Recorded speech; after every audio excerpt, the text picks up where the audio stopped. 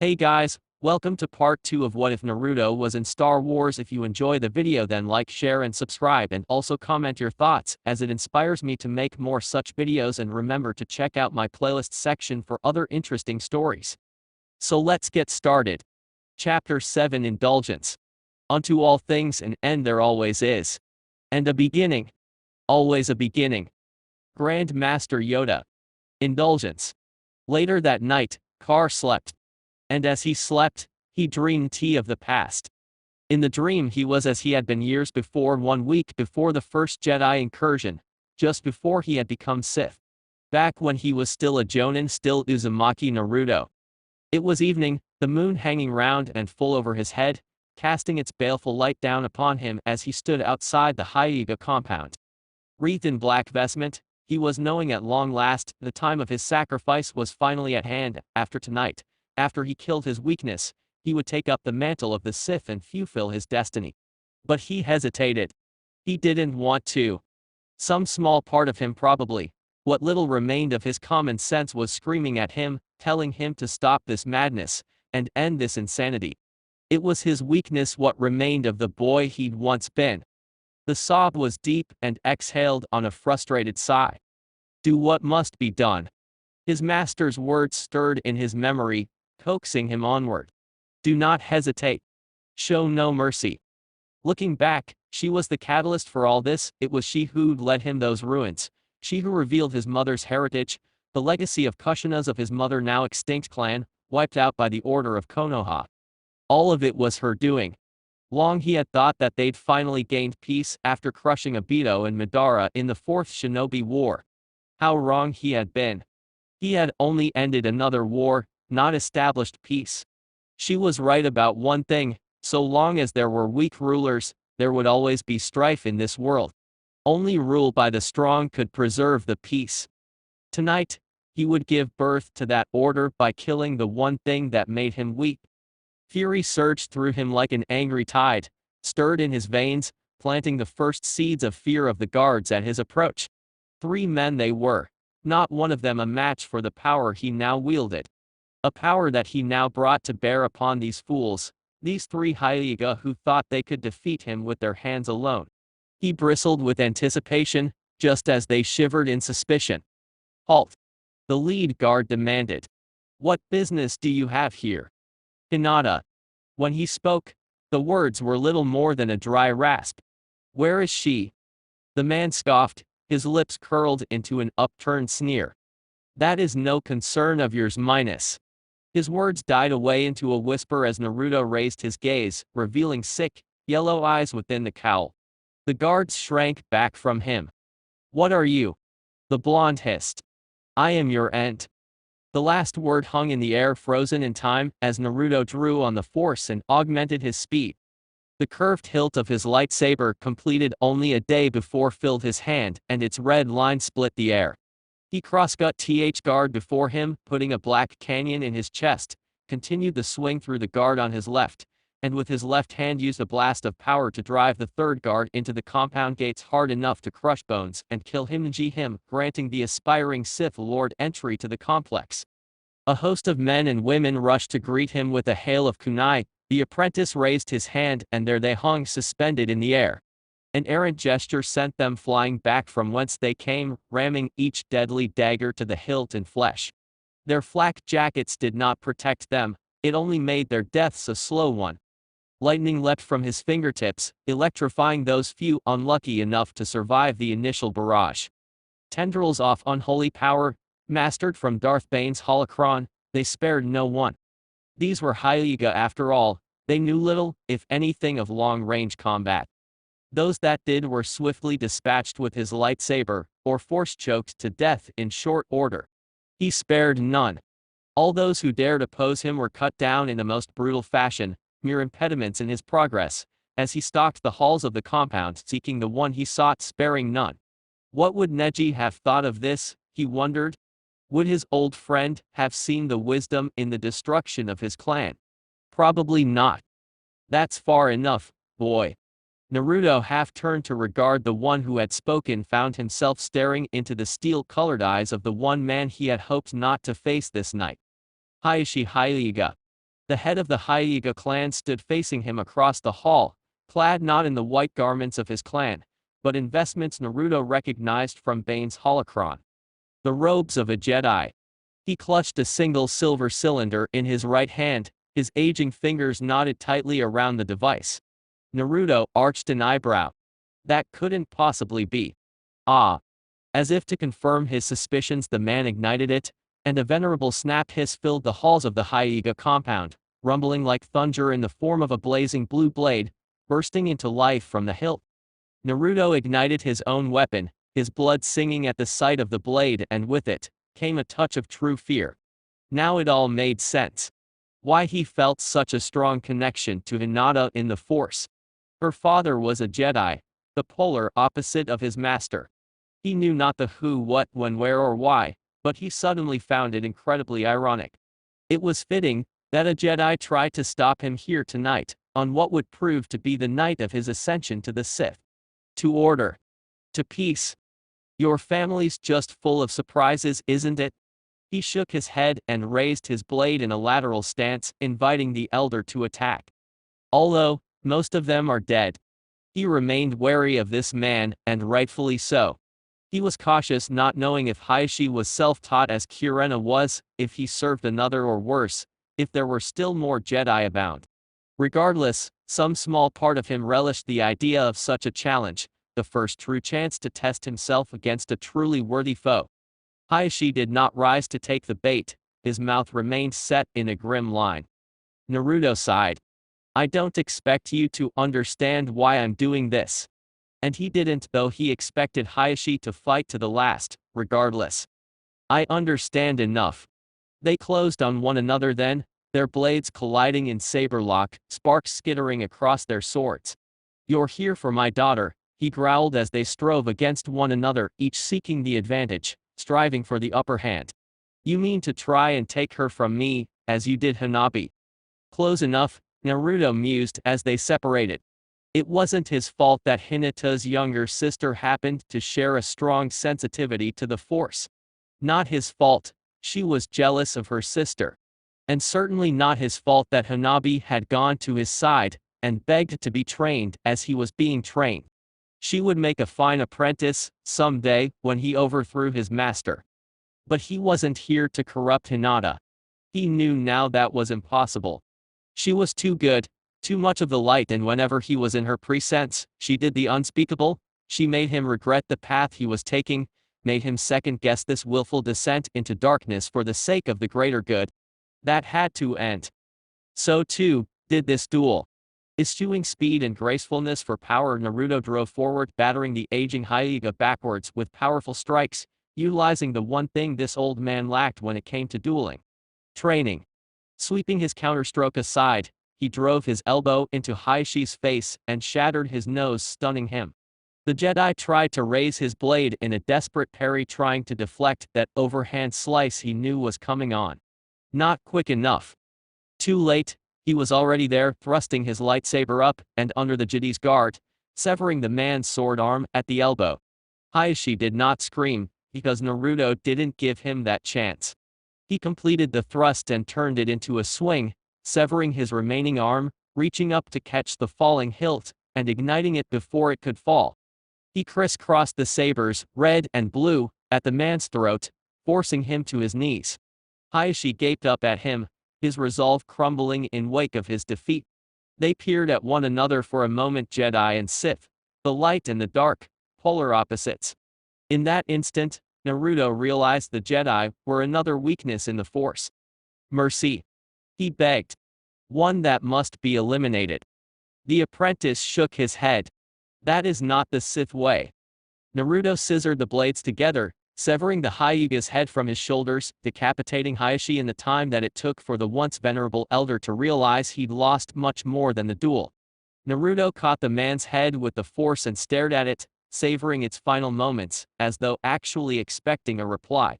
It said nothing, however, to which he merely rolled his shoulders and moved on, extinguishing both blades and clipping them to his hilt. He let the dark side roil through him, let it show him where she backed the rice paper panel at the nearest door, and entered. There she was, sound asleep in her bed, clad only in a simple lavender shift. Naruto ignored the stirrings of desire in his chest and entered, closing the door behind him. He knelt beside Hinata down at her, cradling her face in his left arm. He studied her face, its symmetry, the line of her jaw, the deep-set eyes, the perfectly formed nose. He remembered the first time he had seen her, a cowed, beaten girl, inching into her teens, struggling to stand up against her furious cousin. How she had grown since the Chunin exams. She had been his companion at first, then his lover, his conscience ever since she'd finally worked up the gall to confess to him for the second time last year. Kirena and Hanabi aside, she was the only one who knew the truth of his training, of what he was becoming. And now, her eyes fluttered open focused. She smiled. Naruto-kun. You came. Of course, he said. She leaned her head back into his arm, closed her eyes, and sighed contentedly. I knew you loved me. I do, he acknowledged this truth and her smile widened. He felt tears forming in his eyes, his weakness made manifest. She opened her eyes, saw the tears, reached up an arm to put a hand on his cheek. What is wrong? That I love you is what's wrong, Hinata. You make me weak when I should be strong, indecisive when I must resolve to do what's right. It's why I have to do this. She blinked, those over large orbs of sweat lavender narrowing in confusion. Naruto minus. He steeled himself, pressed the hilt to her chest, ignited his lightsaber, and watched it sear through her heart to emerge out her back. Hinata's eyes widened, never left his face, pierced him. Her mouth opened in a surprised gasp. She seemed as if she wanted to say something, but no sound emerged from her mouth. Blood trickled from the corners of her lips, pressed now in a thin line as she stubbornly clung to life, to the fraying thread that was her consciousness. Impossibly she was still alive. She was of the light and refused to die. Not yet. But he could see that light beginning to fade, her body unable to recover from the fatal blow he dealt to her, his last scrap of humanity. She tried to speak, only blood emerged, spattering his face. "Sh."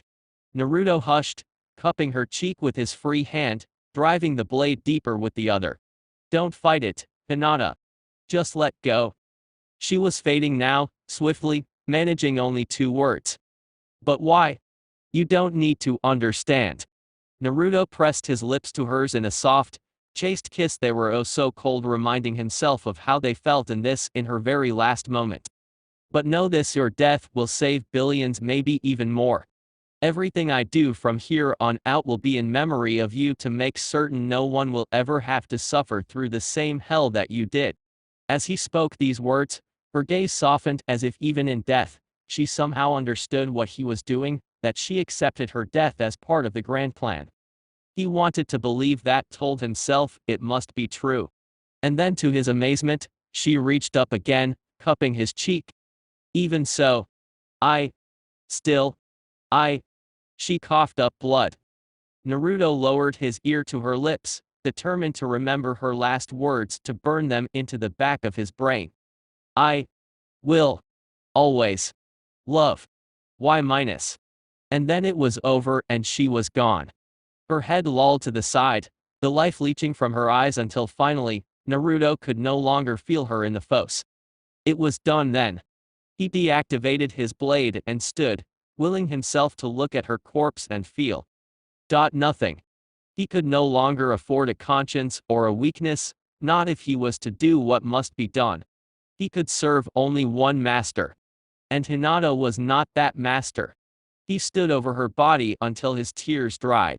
He resolved that he'd never shed another. Here and now on this night, he'd had no choice but to destroy that which he most loved, to sacrifice it in his own ascension. Perhaps he would love again, he wondered, but never as he had loved her. He would give her a burial with honor befitting the life he had left behind. And then he would move on. Because it was required of him. Because it was his destiny. You've done well.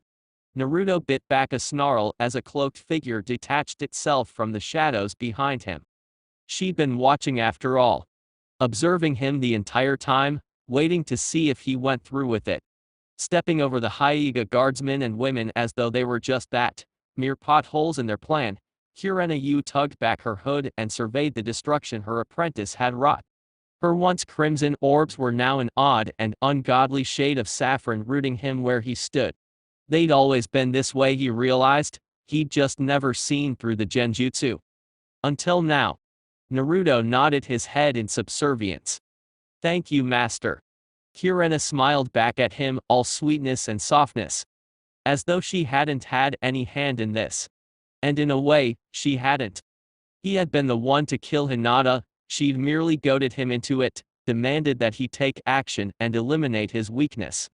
And such was their strained relationship between the two of them, between master and apprentice, hatred and passion, love and lust. He loved her, and yet he also hated her all the same. Hinata's confession had driven a wedge between them, and he was suddenly certain that his mistress had a personal stake in wanting her former student dead. Now with that wedge gone, she was free to claim him as her own again. Was it difficult? There was a flash of something, or suspicion, in those golden eyes of hers, and it stoked the fire within him to new heights. She doubted him. Even now, after he'd killed for her, she still held back her teachings, still withheld her knowledge, still left him feeling inferior. It was always going to be like this, wasn't it? No, he fought down the urge to snap at her. The wound was raw, and her words only inflamed it. I felt nothing. But he had felt something, because now he understood it. The truth. Kirena wasn't impartial, as she had first claimed. She was jealous. She would always be jealous, never let him love another, so long as she lived. He almost laughed at the realization. He wasn't free. His chains had never been broken. And they never would be, so long as Kirena held the reins. A cold, quiet fury nettled in the pit of Naruto's stomach. Hinata hadn't been his weakness, she never had. Now he realized, more than ever, that the Jedi were too dangerous for him to allow them to exist. They were to the Sith what Hinata was to him, an example of peace, of comfort, and therefore a temptation, an invitation to weakness. Hinata had not seen it. Kirena did not see it. But Naruto saw it. And he knew what he must do. He must destroy the Jedi utterly. But in order to do that, he must be free. Free from the temptation of easy answers, of an easy escape. Free, not just from these shackles, but free to love as he chose. Free from his master as well. Free from his true weakness. Unaware of the treachery stirring in her own disciple, Kirena sashayed towards him, taking his hand and leading him out into the halls, then outside. They'd scarcely cleared the doors before she stook him. They made love roughly in the deathly silence of the haiga compound. She gasped as she stretched to accommodate him, his length sliding into her sheath with rapturous delight. They fought and kissed and bit, and snarled fury made manifest in their love-making, uncaring of the marks they left upon one another. Naruto delighted in it. Her lips clashed against his roughly, and with passion, Naruto allowed himself to taste them one last time, to savor them. How ironic it was that he only realized what his weakness truly was after he'd killed Hinata. I should have tried to turn her, he realized. I could have turned her. Could have made her see things my way. Even here in the dream, he felt a touch, just a touch of regret for the love he had lost for killing someone he hadn't had to kill. And then, just as he'd seen happen hundreds of times before, something snapped. You know, master. You were right about something, he said as he pulled his length from her glistening slit, moving to embrace her, straddle her. Kirena raised her sweat-soaked gaze in confusion, frowned as Naruto crooked his hands into claws around her back and drew her close. He memorized every stitch of her, the curve of her body pressed against him, her golden eyes flecked now with confusion. She had an inkling now, an idea of what he intended to do, but it was too little, too late. Naruto, what are you minus? I needed to eradicate my weakness. His teeth gleamed wolfishly in the moonlight. And Hinata wasn't it. You are. She bristled, again too late, he had her in his grasp. Nah minus. Forgive me, my love. This time there was no hesitation. Even as Kirena sensed something was amiss, even as she readied her defenses, Naruto struck. 1,000 bolts of white-hot agony ripped through her shields and tore them down in tatters, driving her to the floor in a heap of thrashing arms and legs. She screamed, struggled to repel the force lightning with her own power, but to no avail. Empowered by his new beliefs, Naruto drove the force into his master, driving it deep into her bones, refusing to release her even as his own attack seared into his skin. But he would heal in time. She would not. Smoking and stinging from his own attack, Naruto flung her down to the ground. He left her there naked, as he dressed himself, silently savoring her agony. He felt her brush at his mind in a final, desperate attempt to subvert him back to being her apprentice. He shrugged it off like a feather touch. Naruto. Stubborn. He growled. It would have been so much easier were you to just give up and die. He raised his hands to finish her, but when she spoke, she rooted him. Traitor. Kirena fixed him with her gaze, piercing him as though in the act of doing so she could somehow end his life. The slightest of smile curled at her charred lips, mocking him. You are not yet ready to take on an apprentice. That's where you're wrong. Naruto scowled. Another deluge of lightning struck her in recompense for her temerity, sending her spasming in epileptic seizures. I've been training one these last few months under your nose, all without your notice. He quirked an eyebrow. Some Sith Lord you turned out to be, Darth Carr. Kirena hissed out a fierce, angry breath as the spasm ceased. The sister. Yes, the sister. The Jonin replied amicably. Jealousy is a funny thing. She's strong in the Force, just like Hinata, minus the infallible moral compass. She'll make a fine student, if I do say so myself. The last haiga, under my watchful gaze. Fitting, don't you think? You. Ungrateful. Little. I will have many apprentices. Naruto continued, as if hadn't heard a word she'd said. Hanabi will merely be the first and chief amongst them. Now go to your rest, master. Go to your rest, and know your succession is secure in the new Lord of the Sith. There were no final words from Kirena. She did not declare her love for him as Hinata had. And for that, Naruto was grateful. He didn't think he would have been able to handle it. She simply exhaled one final time and breathed no more. Naruto felt his heart wrench in his chest and stifled a sob. He had done it then. Called weak from strong. He set fire to the haiga compound and burned both their bodies within alongside all those haiga he had slain. A fitting send-off for the first loves of his life. No one would realize. It was he who had orchestrated this until it was too late. Not Sakura, not Tsunade, not even his friends. They would stew in their ignorance until it was too late. By the time they realized what he intended, he would seize control of the nation, and then, the planet itself. He would have peace. He would have order. For he was Sith. The Force moved in him then, revealing at long last the name he was destined to take. An amalgamation of his own name and that of Kurama's, long since merged with him.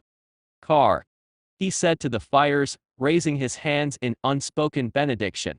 My Sith name is Carr. Carr. Naruto woke from the dream frowning. Because it was just that, a dream. He no longer feared them, just as he knew they held no power over him. That had been years ago. Now, he was so close to accomplishing that which he strove for, to realizing his goal. So very close. Kirena was no longer with him now, but her lessons still served him well to this day. If he hadn't killed her, he'd never have been free. Free to love. Free to be happy. Free to raise a family and create a nation of fierce Sith warriors to rule over the galaxy for generations to come. His family was not his weakness, because they accepted him, accepted the Sith mantle just as he did. That was what made them strong. Oh, there were still times in which he thought of his past, wondered if things could have been different. But the past was the past. Nothing could change it. No matter how much the dregs of his humanity might want to. He shrugged off the sheets, wincing as the morning rays struck his eyes. Morning had come. It was time. Tonight the celebration would be thrown. But before that, a new delegation of Jedi were set to arrive, supposedly with the information he sought to open the oubliette of Celeste morne.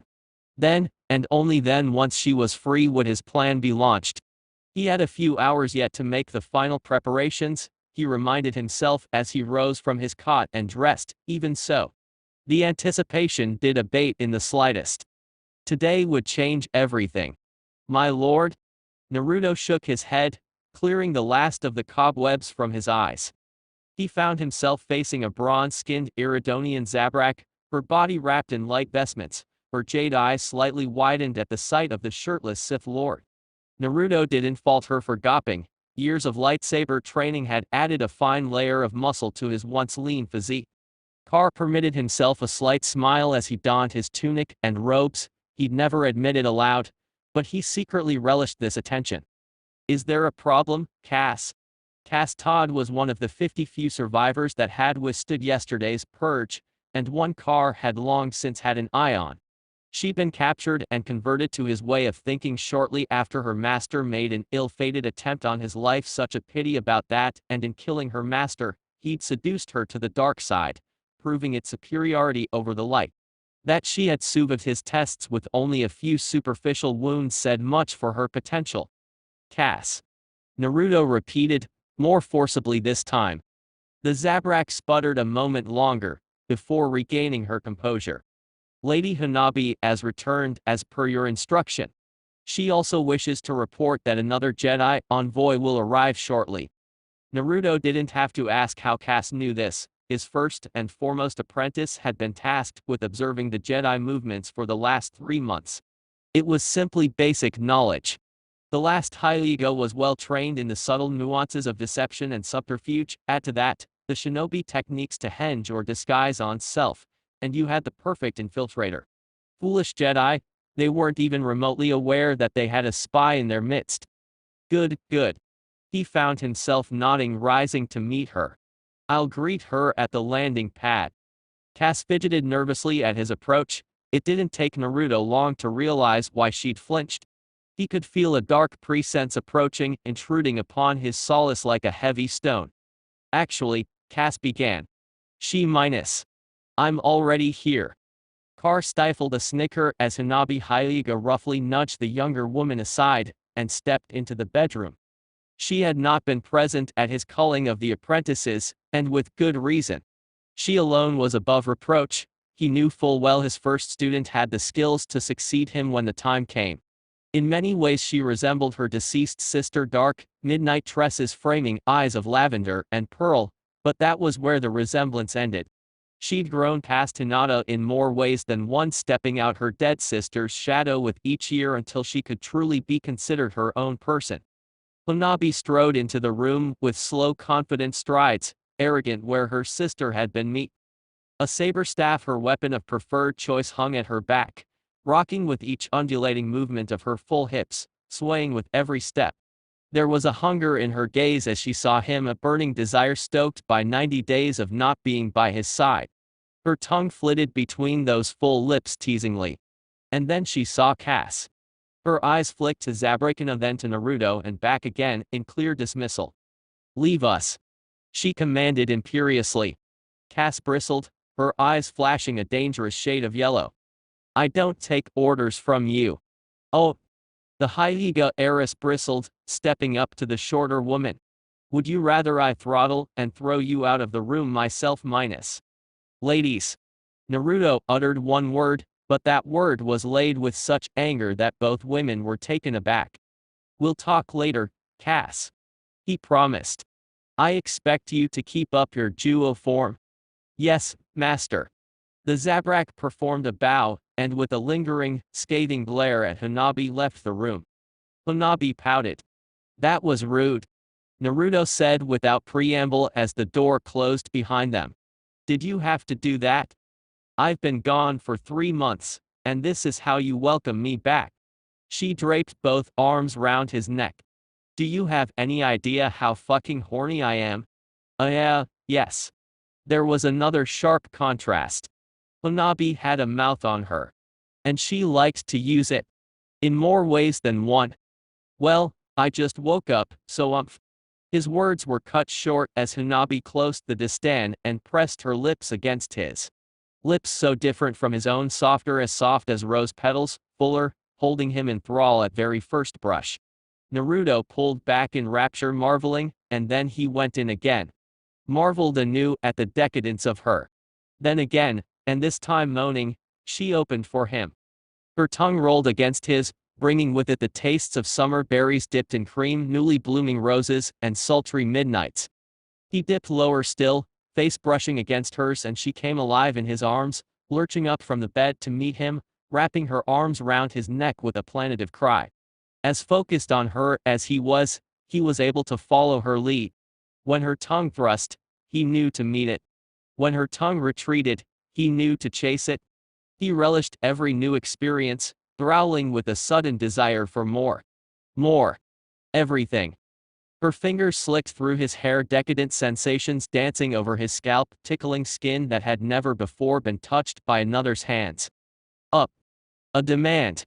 When she failed to immediately respond, Naruto cupped her bottom and lifted her, forcing her to straddle him, settle her weight against him. And oh, sweet heavens, yes, that was exactly what he'd needed. Pleasure rocketed through him, a beautiful sort of torture. She moaned into his mouth, her nails sinking into his scalp, as if to hold him in place. As if she worried he would try to get away.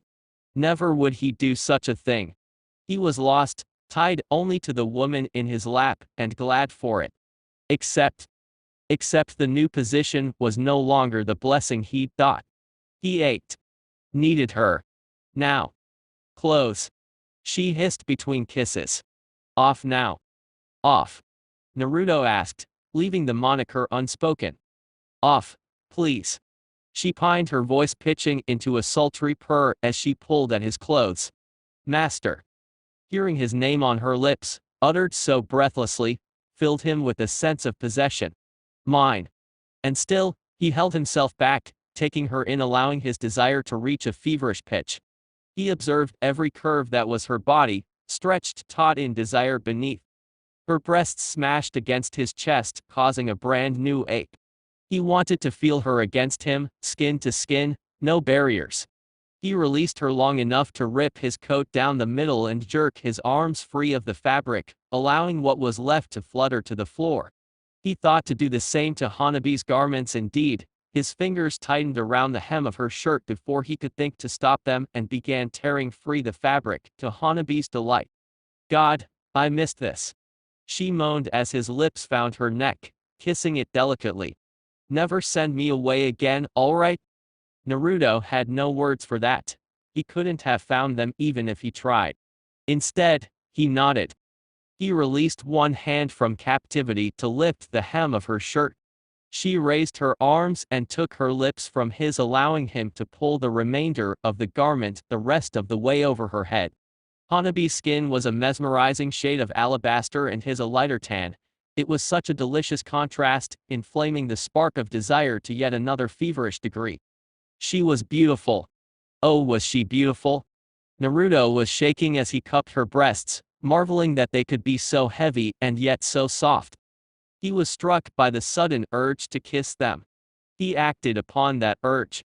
Hanabi arched her back with a surprised gasp, and his mind fogged with more of the glorious pleasure as he dipped down and kissed one side of her then the other. In response, she lifted her knees and grabbed him, dragging him to the bed to her and settled against him. Then her lips were clashing against this yet again. The exquisite pleasure pain of the sensation had him sucking in a breath. More. She begged between kisses. Gone was the haughty empress of this afternoon, in her place was a young woman begging for affection. Affection he would gladly give. He cupped her breast, paused, waiting for her reaction. She moaned at the pleasure thrilling him. His hand began to burn so deliciously, hotter than the rest of him as he needed her. Care, he cautioned himself, take care. Another moan left her. Yes. More. Your skin is like fire. She said on a moan.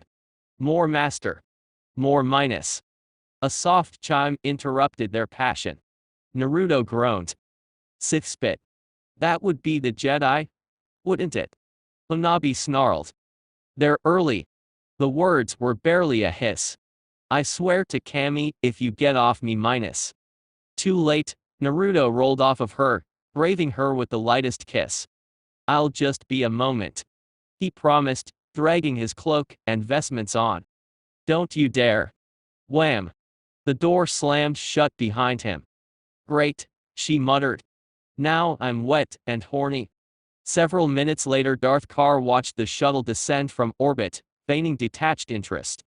He could sense the Jedi within, but their presence remained masked by the hull. Who had the council sent this time, he wondered? Surely, they must have learned from their last mistake. One simply did not send women to a Sith Lord's compound without expecting to sample the local delicacies. Imagine his surprise then when Obi-Wan Kenobi and Anakin Skywalker stepped off the ramp. Interesting. Perhaps the Jedi had learned their lesson after all. Greetings, Master Jedi. He inclined his head minutely. I welcome you to my planet. Skywalker looked like he didn't know what to make of this greeting. His master's reaction was a great deal more reserved. Kenobi favored the grounds with a glance, the brooding storm clouds overhead, rising around them to blot out the sun. He seemed to sense the host of Darksiders only feet away inside the complex, and Carr took certain perverse pleasures in seeing his discomfort firsthand. That's right, he gloated. I don't need them to deal with the two of you. I can more than handle you myself. Please, Naruto extended his hand in invitation.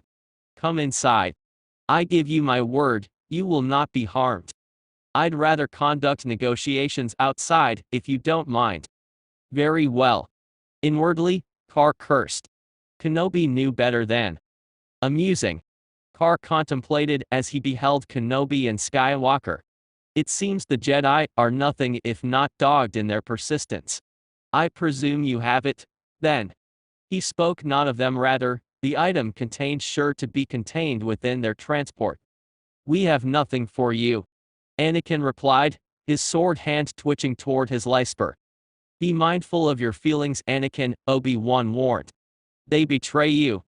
And they betray you, Master Kenobi. Carr hissed, pouncing upon the opportunity. What? You claim not to love, and yet, you have love. Naruto gloated in the knowledge, in the hypocrisy that the Jedi continued to live. You continue to love. For all his claimed impassivity, the Jedi Knight was like an open book when open to the Force. Siritachi, I believe her name is. Anakin's eyes bulged so large Carr was certain they'd fall out of his head. Master. It's nothing. Obi-Wan answered, seemingly unfazed, but Carr delighted in the unease he felt in the Force. And you, young Skywalker, you baffle me. You fear for your mother, for your visions that they might ring true. You wish to see her to ensure her safety, and yet the council prevents it. And there is more, I think. You pine strongly for someone you have not seen for 10 years now, a woman you fear may never love you. Carr sighed, his features drawing taut with disappointment. Poor disillusioned little Jedi. Shunning the very thing that gives you strength you could use to defeat me. But that is not why we are here, honorable Jedi. You are here to give me what I want, and in return, I shall bid you welcome to the festivities. Anakin, flushed with anger, opened his mouth to reply, but his master beat him to the punch. I'm afraid we'll have to decline. Kenobi replied. On what grounds? On the grounds that you surrender our comrades to us. Ah, this again? Naruto felt a touch of indignation at the Jedi's stubborn insistence. You never learn, do you? Twin lightsabers ignited in his hands, each a wrathful line of crimson. Very well, Jedi. He beckoned, snapping off a salute with each blade. I will surrender. If you can force me to kneel. He blurred forward with a hiss, inserting himself between Master and Padawan as effortlessly as only a Sith Lord could. His blades flashed once, twice, thrice, and then there was only the heat of the battle, a fierce, flighty, furious heat that leapt from his fingertips, the Sith lightning driving Kenobi back under the harsh deluge. Carr whirled on Anakin before the Padawan could think to intervene, separating student from master. Great blow after great blow battered the Padawan backward, forcing him from his aggressive Ataru form and into a desperate defense. I sense great fear in you, Skywalker. Carr prodded as he pressed the attack, never pausing, never relenting, even for a moment. You have hate, you have anger, but you don't use them. He stepped forward and into Anakin's inner circle, batting the youth's lightsaber aside with his free hand, the cortices-laced gauntlet deflecting the attack, causing Anakin's blade to spark and sputter. Why is that, I wonder? You hate me, and yet, I sense you fear to use this very emotion. Come. He goaded, lips twisting into a sneer. Fight me. Destroy me. Put me out of my misery. Shoo up. With that, young Skywalker took the offensive, his blue blade a blur of the Ataru form, the force flowing from him like an open river. Carr found himself on the back foot, startled, both by the boy and his abrupt descent into ferocity. By the force. He hadn't been expecting this. The Padawan's fury was almost the equal of his own, almost, but not quite. 3 sequences and he found Anakin's furious rhythm and matched it with one the boy wasn't able to handle, descending into the maddening frenzy taught to him by Kirena. Duel. Impressive. Carr snarled as he deflected a hard strike at his leg. Most impressive. But you are not a Jedi yet, Skywalker. He thrust a saber at the boy's stomach and forced a block, distracting him, diverting his attention. It was enough. His hate surged upwards from his chest and into his arms, into his fingers, lightning licked at fingertips, a dozen black bolts promising pain. Even as Anakin registered them, he found himself struck, driven from his feet, and across the landing pad by the full force of the storm. Kenobi, having just found his footing, watched helplessly as his Padawan fell as his body was struck by bolt after bolt, his bearded face twisting in pain. He recalled his blade to him with the force, and Naruto strode to greet him, matching him blow for blow. Master Kenobi, you disappoint me. He smiled. Surely you can do better. Abandoning all pretense at grace, Obi-Wan lunged forward. Carr was waiting. Riposting sharply, dashing the blade from Kenobi's hand, forcing it to his throat, holding the saber mere inches from his jugular. I won't kill you, Master Jedi. He announced, extinguishing the blade and clipping it to his belt. Doing so would cast a slight pall on things, wouldn't you think? For what? Carr laughed. It was a deep, throaty sound. Why, for the festivities, of course. Then he struck down hard. And Obi-Wan Kenobi knew only blackness. Chapter 8, Ebb and Flow. Evil is such a subjective term, wouldn't you agree, Skywalker? I prefer to think of myself as necessarily cruel. Darth Carr. Flow. Pain and suffering were all Anakin Skywalker knew in his dreams. They tormented him, harassed him, without end. But this time they were different. As before, he watched his mother suffer, helpless to do anything at all, helpless. Like a young boy, powerless to prevent her untimely end. But this time the dreams changed.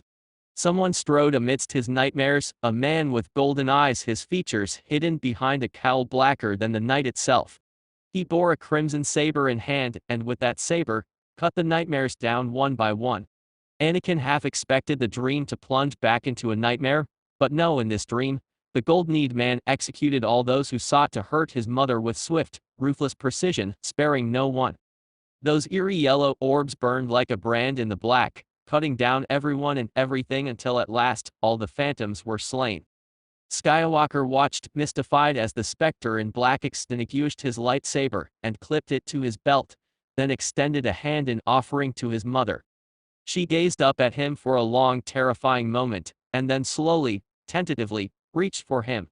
Anakin felt relief blossom in the pit of his gut, a nameless sensation of joy and exultation as the powerful stranger drew her into the folds of his cloak and ushered her toward his vehicle. His mother's safety assured, the dream began to fade, its surfaces rippling like water, vanishing like mist as the young Padawan looked on. Just when Anakin thought he might finally wake from this nightmare-turned peaceful slumber, a cold hand closed around him, fingers like ice dragging him back under. His mother was gone to safety, but the dark man was not. He remained, standing there, still as a god, silent and brooding. And then they were alone. Even as the young Padawan tried in vain to recognize this unknown specter, Even as he struggled through the mire of his dreams to reach him, he realized the black wraith was aware. Staring at him. Expectant. Gloved hands tugged back the hood to reveal the whiskered visage of Darth Carr, his lips upturned in a slight sneer. "Nightmares again, Vader," he said, as though he too were aware this was just that, a dream. "I would have thought an all-powerful Sith like yourself would have been past such things by now." Sith? That wasn't right. That couldn't be right. He was a Jedi. His name was Anakin. Not Vader. No. This wasn't right. Anakin shook his head, desperately trying to wake from this nightmare, but to no avail. Carr laughed at his defiance and stalked forward, lightsabers like twin bars of fire in a pair rippling red lines searing against the black. "Come." He beckoned, mocking him. "Use your anger. Strike me down." Anakin activated his own saber on instinct and stepped forward to meet the Sith Lord and froze. Where once there had been a blazing blue blade, there was now only a sinister shade of scarlet. "This isn't real," he told himself. "It's just a dream." But it felt so real. Terribly, hauntingly real, as if he were peering into the eyes of the future of an event that had not yet come to pass. And the deeper he peered, the weaker he felt. His limbs felt heavy, deadened by some unseen weight, forcing him to look down, hazard a glance at himself for fear of what might be wrong. It was the worst thing he could have done.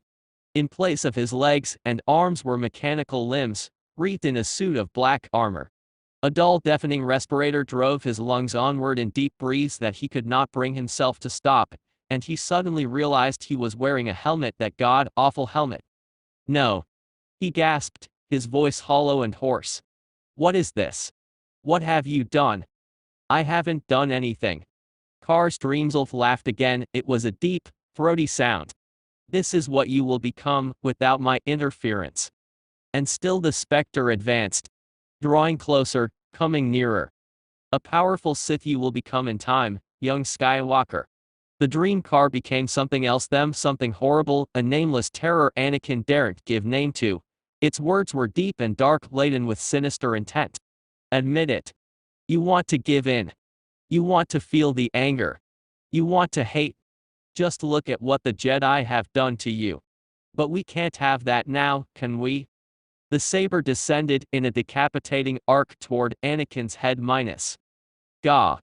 He woke with a bolt of agony, drenched in cold sweat, gasping and panting for breath. That was around the time he realized he couldn't move.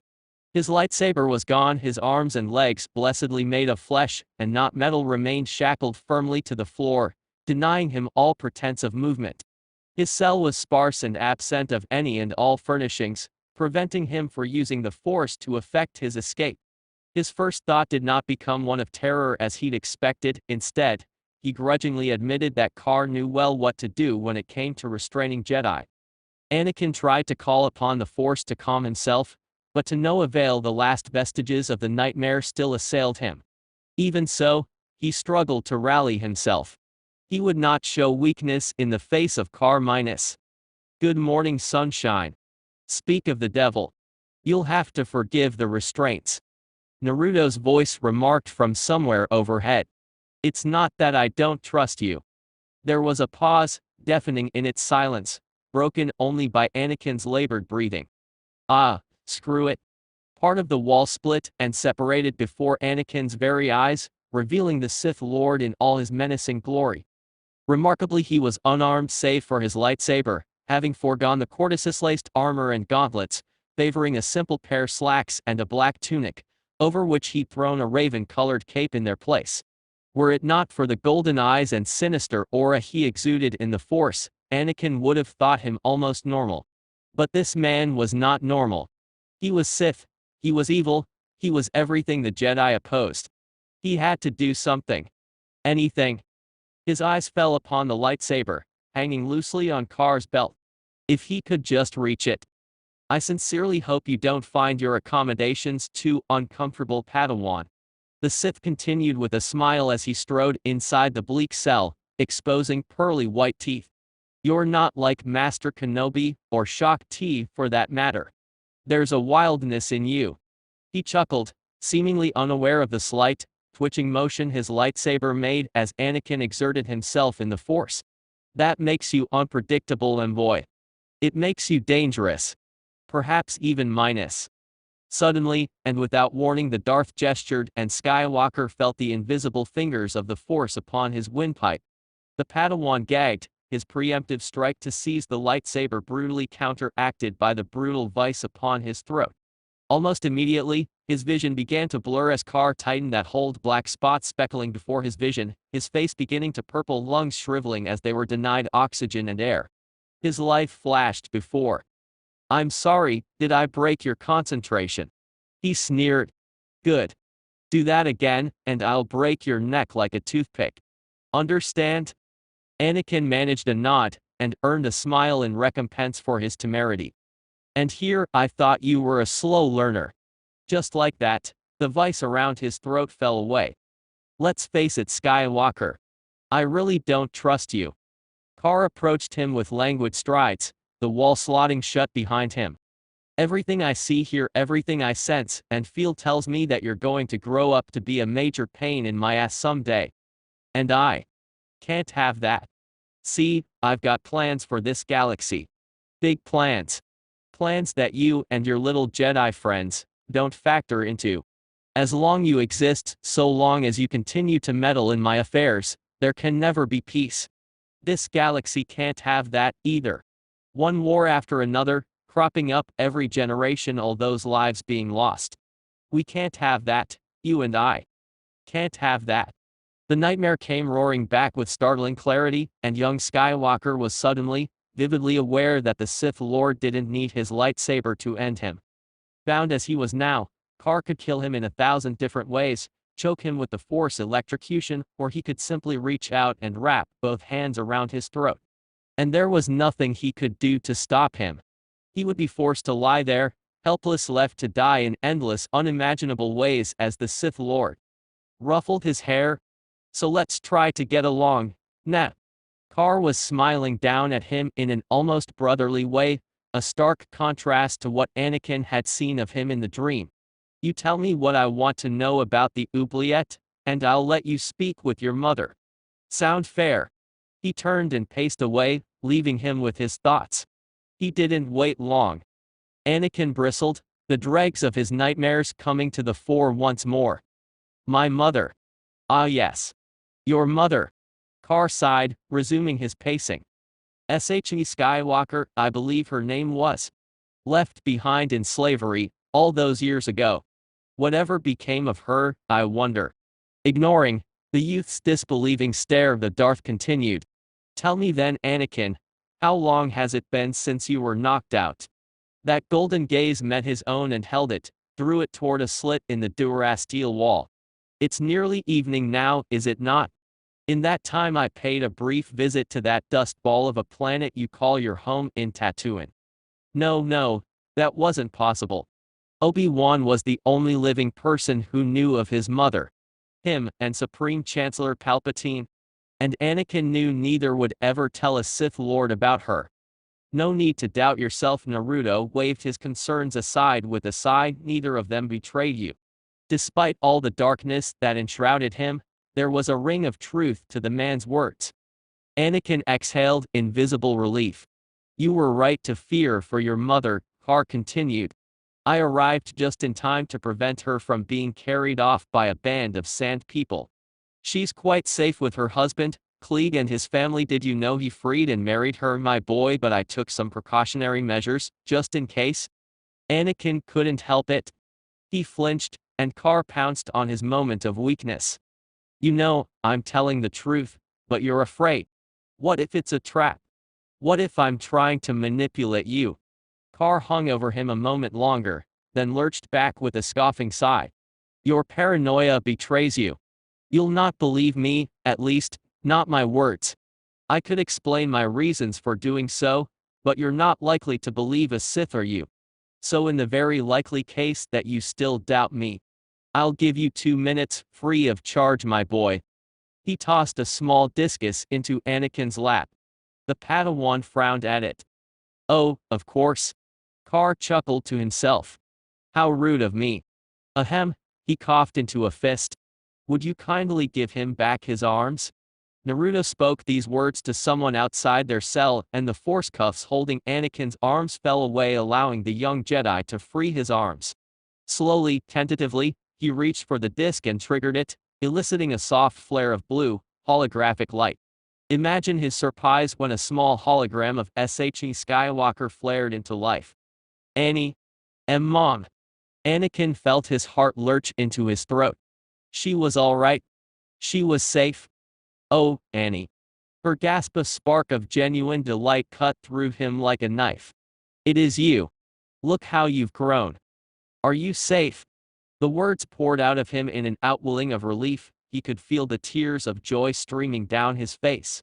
Are you all right? Yes, she swallowed, visibly fighting her own tears. Yes, son, I'm fine, thanks to that Jedi friend of yours. He called himself Carr. He gave me this to contact you with.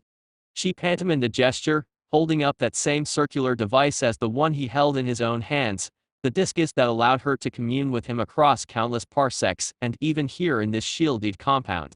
He could feel Carr's attention on him, hanging over his head like a dark storm ready to unleash its fury, daring him to correct her. Anakin didn't have the heart to tell his mother that she'd been saved by a Sith, not a Jedi. Let her believe what she wanted. All that mattered was that his mother was alright, safe and unharmed. I miss you, Mom. He admitted. I miss you too, Annie. She replied, choked up. By the sands, I can't believe how big you've gotten. Your friend told me how much you missed me. I can't believe it's been 10 years. Carr said nothing in the background. He simply crossed his arms and appeared content to wait. You're doing so well. Me continued. Have you made any friends? Anakin scrubbed at his eyes with the back of his sleeve, determined not to let them show any longer than he had to. Of course I have. Me might have said more, but Naruto chose that very moment to lean over him and toward the discus. I'm sorry, Ms. Skywalker, he began in a kindly, cultured voice that didn't sound a thing like his true self, but the council has requested the presence of Skywalker and myself for a debriefing. He allowed his smile to grow, blooming with a warmth he didn't feel. Perhaps we should continue this discussion at a later date. Of course. Me blinked, her holographic eyes fluttering open and shut, then open again in surprise. I wasn't aware you were there, Master Carr. We won't be but a moment. Naruto offered a genteel, almost fatherly smile. I'll allow you to say your goodbyes. Anakin opened his mouth to offer a protest to say that he wasn't done yet, but no sound emerged. It was as if he'd lost all ability to speak, to communicate at all. Carr continued to smile, and as he looked on, the Jedi-to-be could actually feel the man in the Force, feel those invisible hands on his throat and trachea preventing him from uttering more than was necessary. Numb, he could barely bring himself to bid his mother farewell and renew his promise to contact her at the next opportunity. Be strong, Annie. His mother blew him a goodbye kiss, and Anakin felt his heart shatter into 1,000 pieces. I know you're concerned, but don't worry about me. I'm fine here. Really, I am. Promise me you'll become a splendid Jedi Knight, alright? I know you can do it. I will, Mom. The disc winked out and flew backwards, summoned into Carr's open hand. He placed it in one of the many pouches of his belt, his smile still fixed in place. There's your proof, son. The Darth's fingers patted where he had put the holodisc and gave a gentle squeeze. Now, are we ready to talk business? Anakin turned his head to regard the Darth, hoping to get some sort of read on him on this sudden shift in his behavior. It didn't make sense, and yet, it was strange. For a moment he thought he sensed genuine compassion from the Sith Lord. Then it was gone, and those yellow eyes were peering at him dispassionately once more. Golden and narrow eyes gazed at him quietly, coldly, assessing his measure, absorbing his worth. You mean about the oubliette? Carr finished. I'm going to search your shuttle after this discussion, let's be clear about that. I will find out one way or another. The difference is, if you tell me, I'll give you this disc, which will allow you to speak with your mother whenever you wish. It's quite untraceable, as I'm no doubt sure you'll discover. Your order will never be the wiser about this little betrayal of yours. I certainly won't be the one to show the world what you did." He leaned forward, intent. "Now, tell me everything, or you'll never speak to your mother again." Anakin bristled, eyes narrowing at what he beheld as a threat. "If you harm her, spare me your threats." Carr waved his anger aside as if it were a feather's touch. "I've been perfectly civil with you thus far, I'd appreciate the same courtesy." He steepled his fingers, intent. "I am a patient man, my boy, but my patience has its limits. So I offer you this, my final concession before I use force. Tell me what I want to know, and I swear by the force as my witness that no harm shall come to her so long as I live, from myself or otherwise." Carr's words rang clear with truth. Even mired in the dark side as he was, Anakin could sense this. He sat there, torn between concern for his mother and loyalty to the Jedi Order. Eventually, the former won out. So he told him.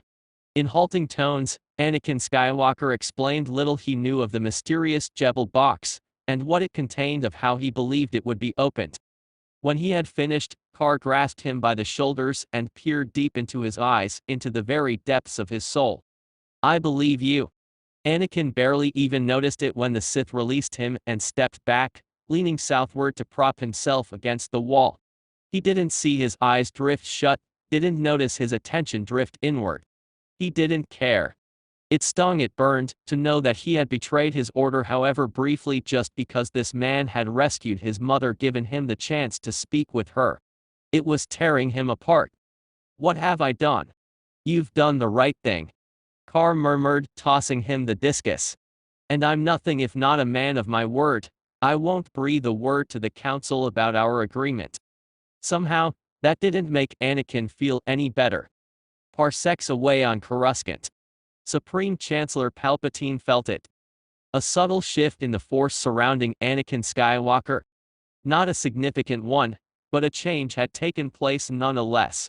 Frowning, he risked a glance through the lens of the dark side, determined to find its cause. What he found elicited a small, angry hiss. The quagmire of emotion that usually ensorcelled the young Padawan had been suddenly and inexplicably quelled. Sidious suddenly feared that all the influence he'd culminated over the last 10 years was lost, or at least reduced by a sizable amount. He stubbornly resisted the urge to rise from his chair and pace. It would not do for anyone to see him discomforted so. The Jedi Council had forgotten to inform him that they were sending Master Kenobi and his Padawan to Ninjato. He'd only learned it from Skywalker, and even then, shortly before the boy's departure. There could be no doubt as to who the perpetrator was, who was behind this sudden calming of young Skywalker. There was hardness to him now, a cooling of his emotions that suggested he wasn't likely to ever completely trust in anyone ever again. This ruined everything. Everything. "Curse you, Carr." The secret Sith Lord grimaced, steepling his bony fingers together, contemplating. He knew that his alliance with Lord Carr was tentative at even the best of times, but the self-proclaimed Darth seemed to growing more and more bold as of late. Not that it mattered. The Clone Wars would soon begin, and then he would no longer have any need for their little dalliances. The Jedi would think Carr was this secret Sith Lord in hiding once he was removed from the equation. Sidious would be free to move as he pleased. But these next few months were pivotal. Crucial. Carr's fleet continued to expand at an alarming rate. More and more beings were content to flock to his side, and the order he promised. Sidious couldn't have that. Not with all those apprentices. Yes, he'd be a fool to confront him on his home turf, which was exactly why he'd forbade Dooku from taking any action against him. The tenuous peace between him and Carr need only last a few months more, but if something were to upset it before then, "You would be wise not to anger me, old man." Sidious shuddered at the old memory of when they'd first met, first enacted their little truce. Carr was a young Sith Lord in the prime of life. The same could not be said of him. In a direct conflict, the younger warrior would overpower him. Palpatine knew he had to be extreme in his caution, careful in his deliberations. If Carr was stronger than him, then pitting Dooku against him was a moot point. He was probably stronger than Lord Tyrannus as well. But for all his strengths, all of his power, Carr also had a weakness Palpatine knew how to exploit. Yes, when the time came he would unveil it, the one enemy he knew Carr would not be able to bring himself to face, let alone kill. The cloning chambers on Kamino had proved most useful in that regard. Yes, all will be well, he reassured himself, leaning back into his plush leather seat. Carr had no way of knowing that his usefulness was swiftly coming to an end, that the risks of using him against the Jedi were slowly beginning to outweigh the rewards. The Darth's days were numbered. He just didn't know it yet. All would be well. When Carr finally opened his eyes an hour later, Anakin had finally cried himself dry. His chest heaved for a final time, gulping down air, and then at long last, he felt a tentative calm settle over him. The Sith Lord said nothing, but his body language radiated empathy as he took a seat beside him cross-legged, his face impassive. He said nothing. Did nothing. He merely waited. Slowly, hesitantly, Anakin dared to raise his gaze, too confused to do anything else but meet those golden orbs, wondering what thoughts ran behind them. Finally, he could tolerate it no longer. My master minus. Naruto's smile grew another inch. Yes. Not you. The Padawan barked back. Where's my master? Where is Obi-Wan Kenobi? Carr chortled softly. It was not an unpleasant sound. You'll find your master is quite alright, in fact, more than alright. I plan to visit him shortly and have a little chat with him. Those words doused Anakin like ice water, drenching him in a cold sweat. Oh gods no. But I already told you minus how to open the coffin. Naruto nodded. I know you did, and I appreciate that. But as you said, a Jedi is needed to open the coffin.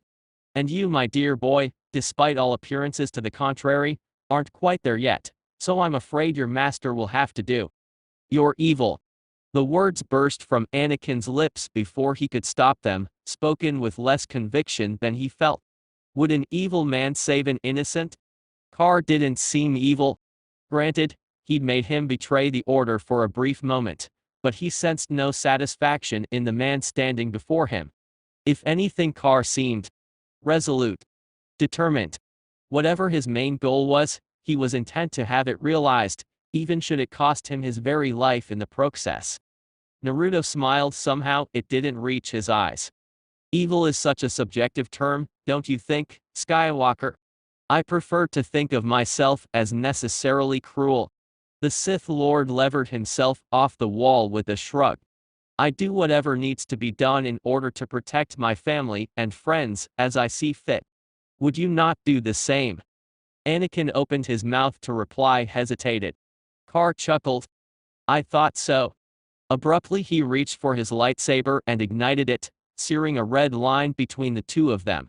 For a moment Anakin thought he was going to attack him, cut him down out of pure spite. But Carr didn't attack. He simply stood there, contemplating his blade, golden eyes staring into those scintillating shades of scarlet. You know, I never really thought of this blade as weapon. He mused aloud, and Anakin sensed these words were directed unto him. If anything, it's more of an extension of myself. It is my arm, my hand, my fist.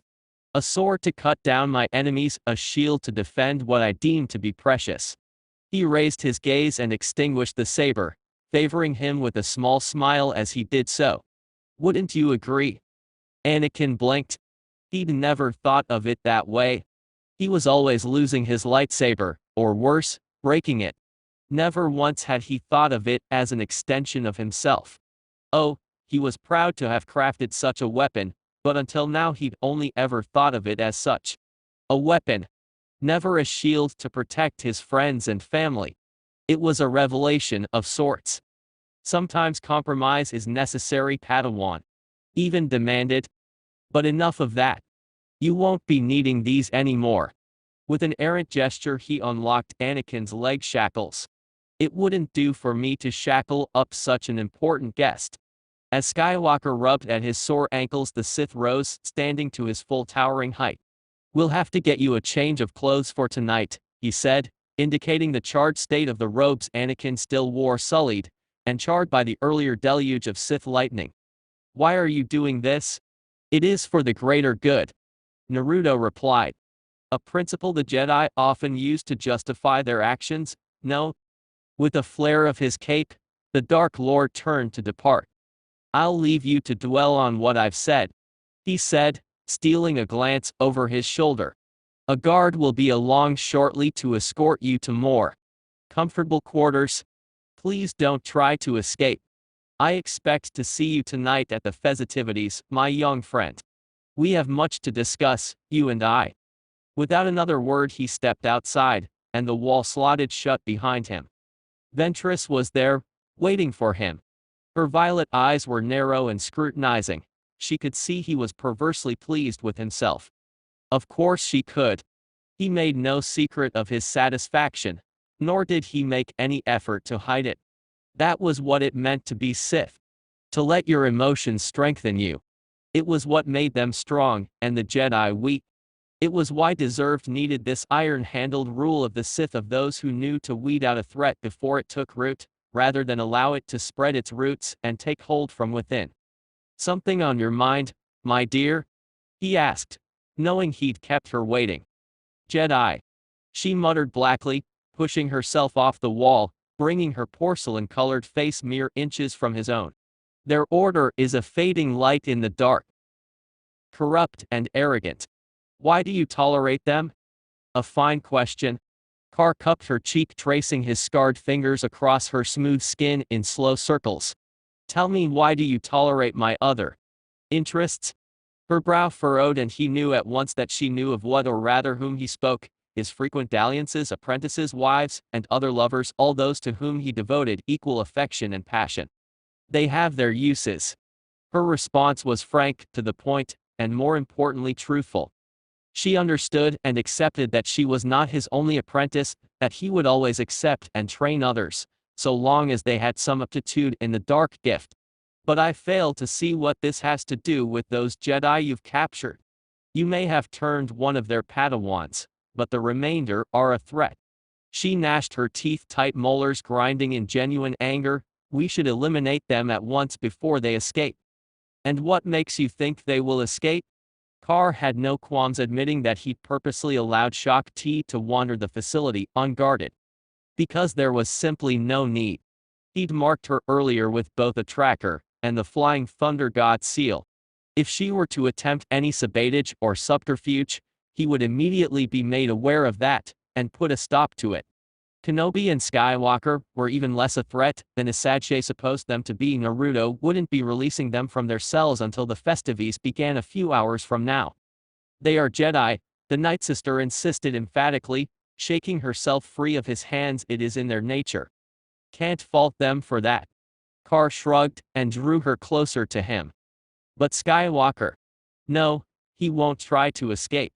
Not after the carrot I've dangled in front of him. Just as I know Master Kenobi won't try anything until I've had a word with him on our little altercation." Ventress frowned, sullen at having missed the chance to combat the Jedi. For a hairsbreadth, he thought she was going to argue that she should have been there with him. Instead she sighed, her lithe shoulders sagging under some unseen weight. Carr grew impatient with her. "If that's all you have to say, then I have an appointment to keep with Master Kenobi." His inspection of the Jedi's shuttle had proven most fruitful. He now knew the secret opening the oubliette. It could only be opened by the elite side user. Anakin, with his wild emotions, hardly fit that bill, nor did he intend to use Master T as the catalyst to elicit Morne's awakening. That left Obi-Wan Kenobi. Logical, sensible Jedi that he was, the Jedi Knight would surely agree to open it for him. And if not, well, Carr had other, less pleasant means of persuading him. With that thought in mind, he began to move past Ventress, his shoulder brushing hers. She surprised him then, whirling around to seize him by both wrists, slamming him into the wall with such force that the durasteel actually creaked in protest. Somewhere within one of the nearby cells, something gave a guttural cry of anger. Carr both ignored allowed Ventress her moment of dominance. He sensed no ill intentions from his protégé. Only lust. She gazed up at him with naked intents, knowing full well, he allowed her to pin him to hold him fast. And then she smiled. It was not an unpleasant thing, that smile, it spoke of anger and aggressions and primal desire. You underestimate me, master, she purred. Is that so? Carr arched an eyebrow in pleasant amusement. He thought he'd had a sagesse measure. Apparently not. Full of surprises, this one was. Certainly. Ventress kissed him, then her mouth molding against his, her tongue licking at his lower lip, demanding entry. He turned in her grasp, pressing her against the wall even as she hitched up a leg, wrapped it around his waist and their bodies meshing as one. Carr groaned, his desire flaring like a flame in his chest. At that moment, Carr would have liked nothing more than to take Ventress in full view of both guards and prisoners alike, uncaring for their reactions. Unfortunately, with so little time before the festivities, he couldn't afford to indulge his desires at the moment. Later he murmured, kissing her for a final time. Asajj sighed and shrugged away from his touch with reluctance. No, she did not doubt him, but neither did she entirely believe him either. He paced away, and she followed. Naruto respected Ventress for that. His apprentice favored the heavy-handed approach when it came to the enemy. The havoc she'd wrought on Rat-Take certainly bespoke to that. She preferred to end the threat early, lest it become a problem in the future. But sometimes one's greatest enemy could also become one's staunchest ally. Naruto saw himself in Skywalker, saw what he had once been. A naive and foolish boy, prone to anger, easily manipulated, bent to the whims of others. Poor, foolish child. Powerful and arrogant, yet easily deceived. He could see why Palpatine had his eye on him. But Carr had seen everything in his flow walking. He knew full well what would happen if Palpatine got his hooks into Anakin. Perhaps there was hope for him yet. Not under Sidious's tutelage, but his own. After all, he hadn't much more use for the decrepit old man. You're fond of Skywalker, aren't you? Ventress said abruptly, interrupting his musings with a sigh.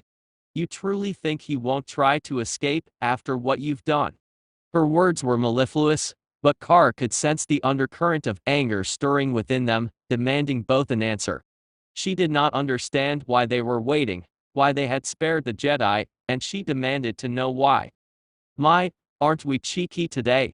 Carr forcibly reminded himself that Ventress would become more and more moody as the months wore on, and that this was no fault of hers. Such things came with being pregnant after all, and there was nothing he could do about that. No matter how much it might irk him. If by fond you mean intrigued, Carr exhaled in a long-suffering sigh and took her by the hand, allowing her the honor of walking with him side by side, then yes, I am rather fond of young Skywalker. They passed a number of guards in the walled complex, each of whom paused to salute the Sith Lord and his apprentice before returning to their duties. Carr permitted himself a small smile. This was only a taste of what was to come, he reminded himself. Promise peace and stability, a government with one ruler, a leader who acted in the best interests of the people without corruption, and this was what happened. Beings all over the galaxy flocked to your side. They were given further proof of that once they exited the compound and stepped into the night. Starry skies hung overhead, not a cloud to be seen on this momentous evening. Carr was amused to see that a large crowd had gathered to meet them, throngs of well-wishers and supporters having turned out just to catch a glimpse of their benevolent yet reclusive ruler and one of his many disciples on tonight, this night of nights. He raised a hand in benediction, and Ventress, to her credit, mirrored the movement, eliciting shouts of approval from the onlookers and nervous acknowledgement for the guards keeping them back.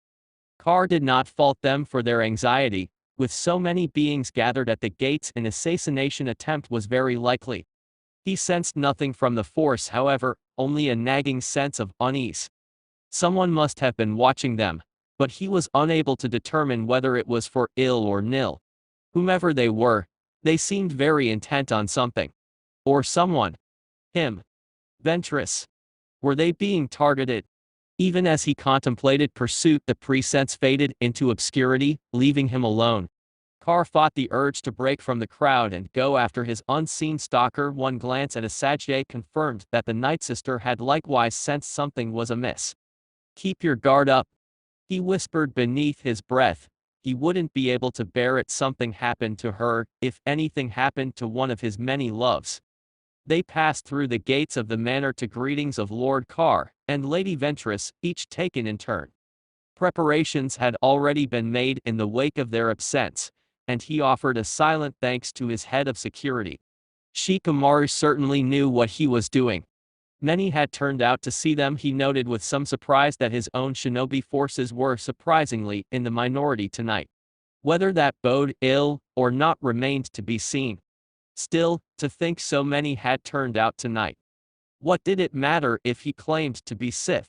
They certainly didn't seem to care. Nearly 90% of the planet was well fed and cared for in a world with abundant natural resources, and little to no pollution.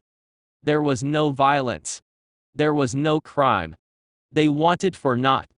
Granted, there were those 10% dissidents outside the walled cities, those who'd saw fit to name him dictator tyrant merely for having overthrown and slain their feudal lords, those feeble and firm, miserly old men who didn't care for anything else except their themselves and their full coffers. But firm anger demanded a firmer response. He had no place for corruption in his regime. You should have killed Skywalker, Ventress said as soon as they were within the safety of the gates. He is dangerous, unpredictable, and I can end him at any time, Naruto reminded her. Or do you doubt my skills? His response was laced with a hint of reproach or warning. His patience was wearing thin, and Ventress was not to push it. She had no right to provoke him so simply because she bore one of his many heirs. Neither did Barris, but that was beside the point. But you spared him for a reason. Asajj pressed. Carr exhaled in another, long-suffering sigh. He loved the Nightsister dearly, he truly did, but her heavy-handed approach toward their enemies grated on his nerves. It was so much more delicious to sway one's enemy to their side and exploit them, rather than simply obliterate them for their temerity.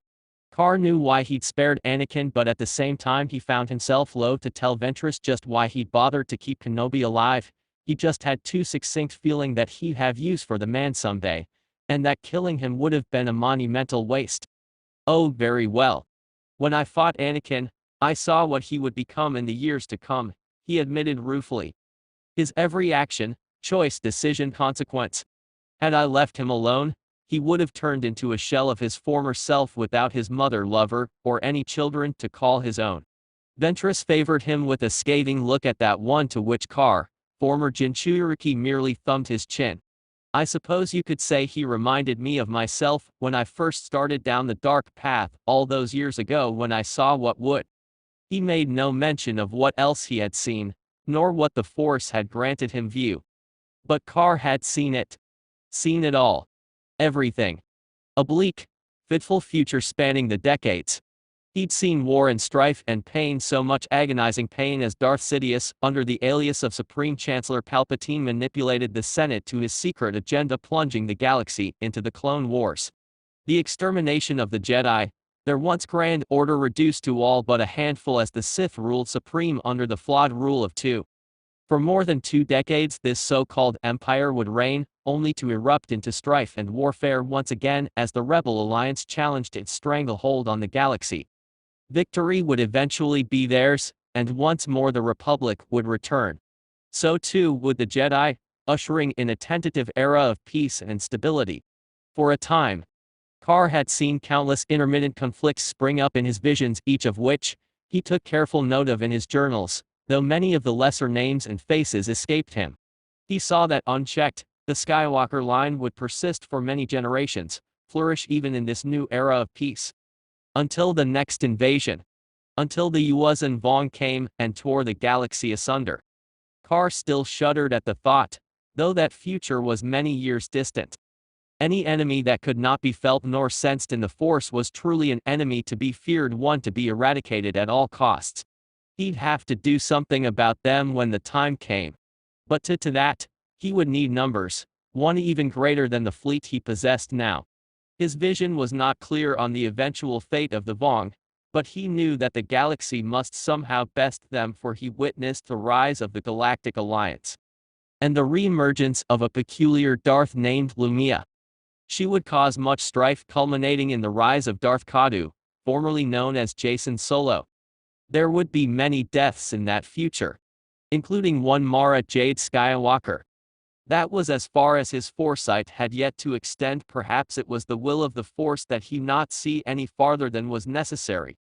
But he knew thus, if Sidious Palpatine ever had his way, then there would be no stopping the chain of events that were to follow. The dominoes all started and fell with Skywalker, and what use Naruto carr made of him. He knew not why the Force granted him such supreme foresight of these events, nor why he knew with such certainty that they would come to pass, but he could guess, because he and all those who studied under him and came after him were destined to change them. And change them he would.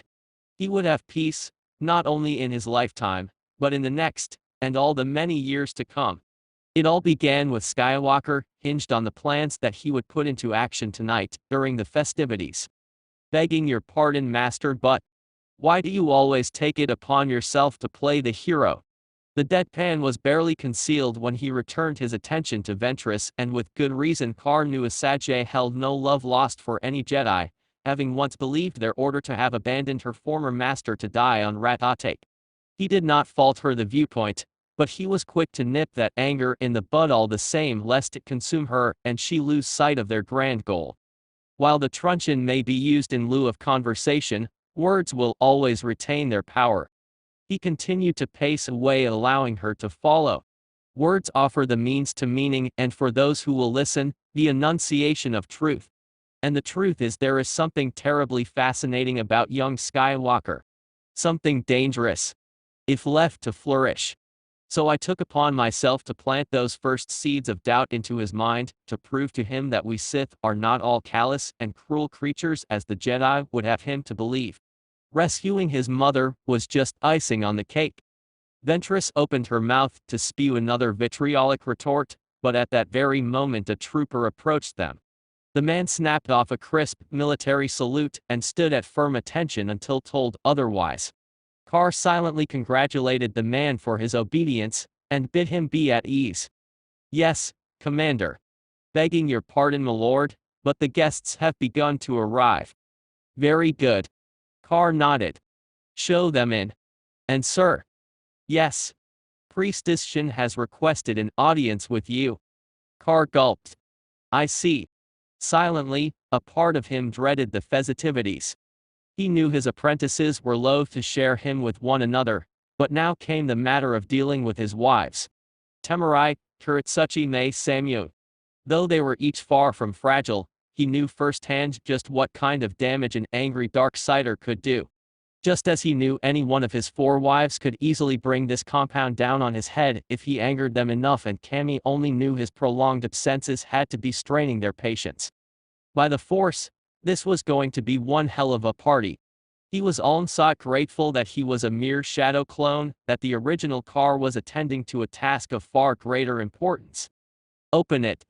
Obi-Wan Kenobi clenched his jaw, refusing to move. How had he learned the secret, he wondered? He risked a glance at the Dark Lord, at the suited scientist he'd brought to investigate the relic, then back at Carr again. In the end, he didn't have time to wonder because the Sith shoved him hard. Obi-Wan looked down to see what was within the millennia-old coffin, only to gasp in surprise. Hidden away in that old rusted crate was another sarcophagus. Its surface seemed to be made of black marble, gleaming even in the low light. Even though it hadn't been opened yet, he could feel the power thrumming from within, non-existent before, but now so strong he could have sworn he was looking at something which appeared to be made out of the Force itself. Naruto seemed to notice this as well, and a hard shove from the Dark Lord nearly caused him to fall into the opened box. It was the scientist who spoke as he fearfully backed away from the sliced open casket. Lord Carr. I beg you, do not open the casket yet.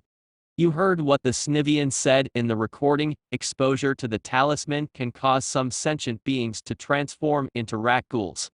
Obi-Wan glanced at the man, then at Carr before sighing in defeat.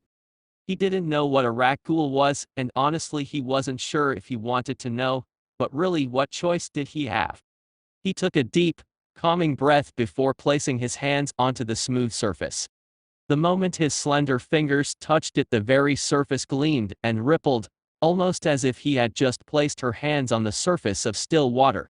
He felt the locking bolts release before their collective thuds reflected it. At least a dozen millennia-old bolts slammed into position as they unlocked.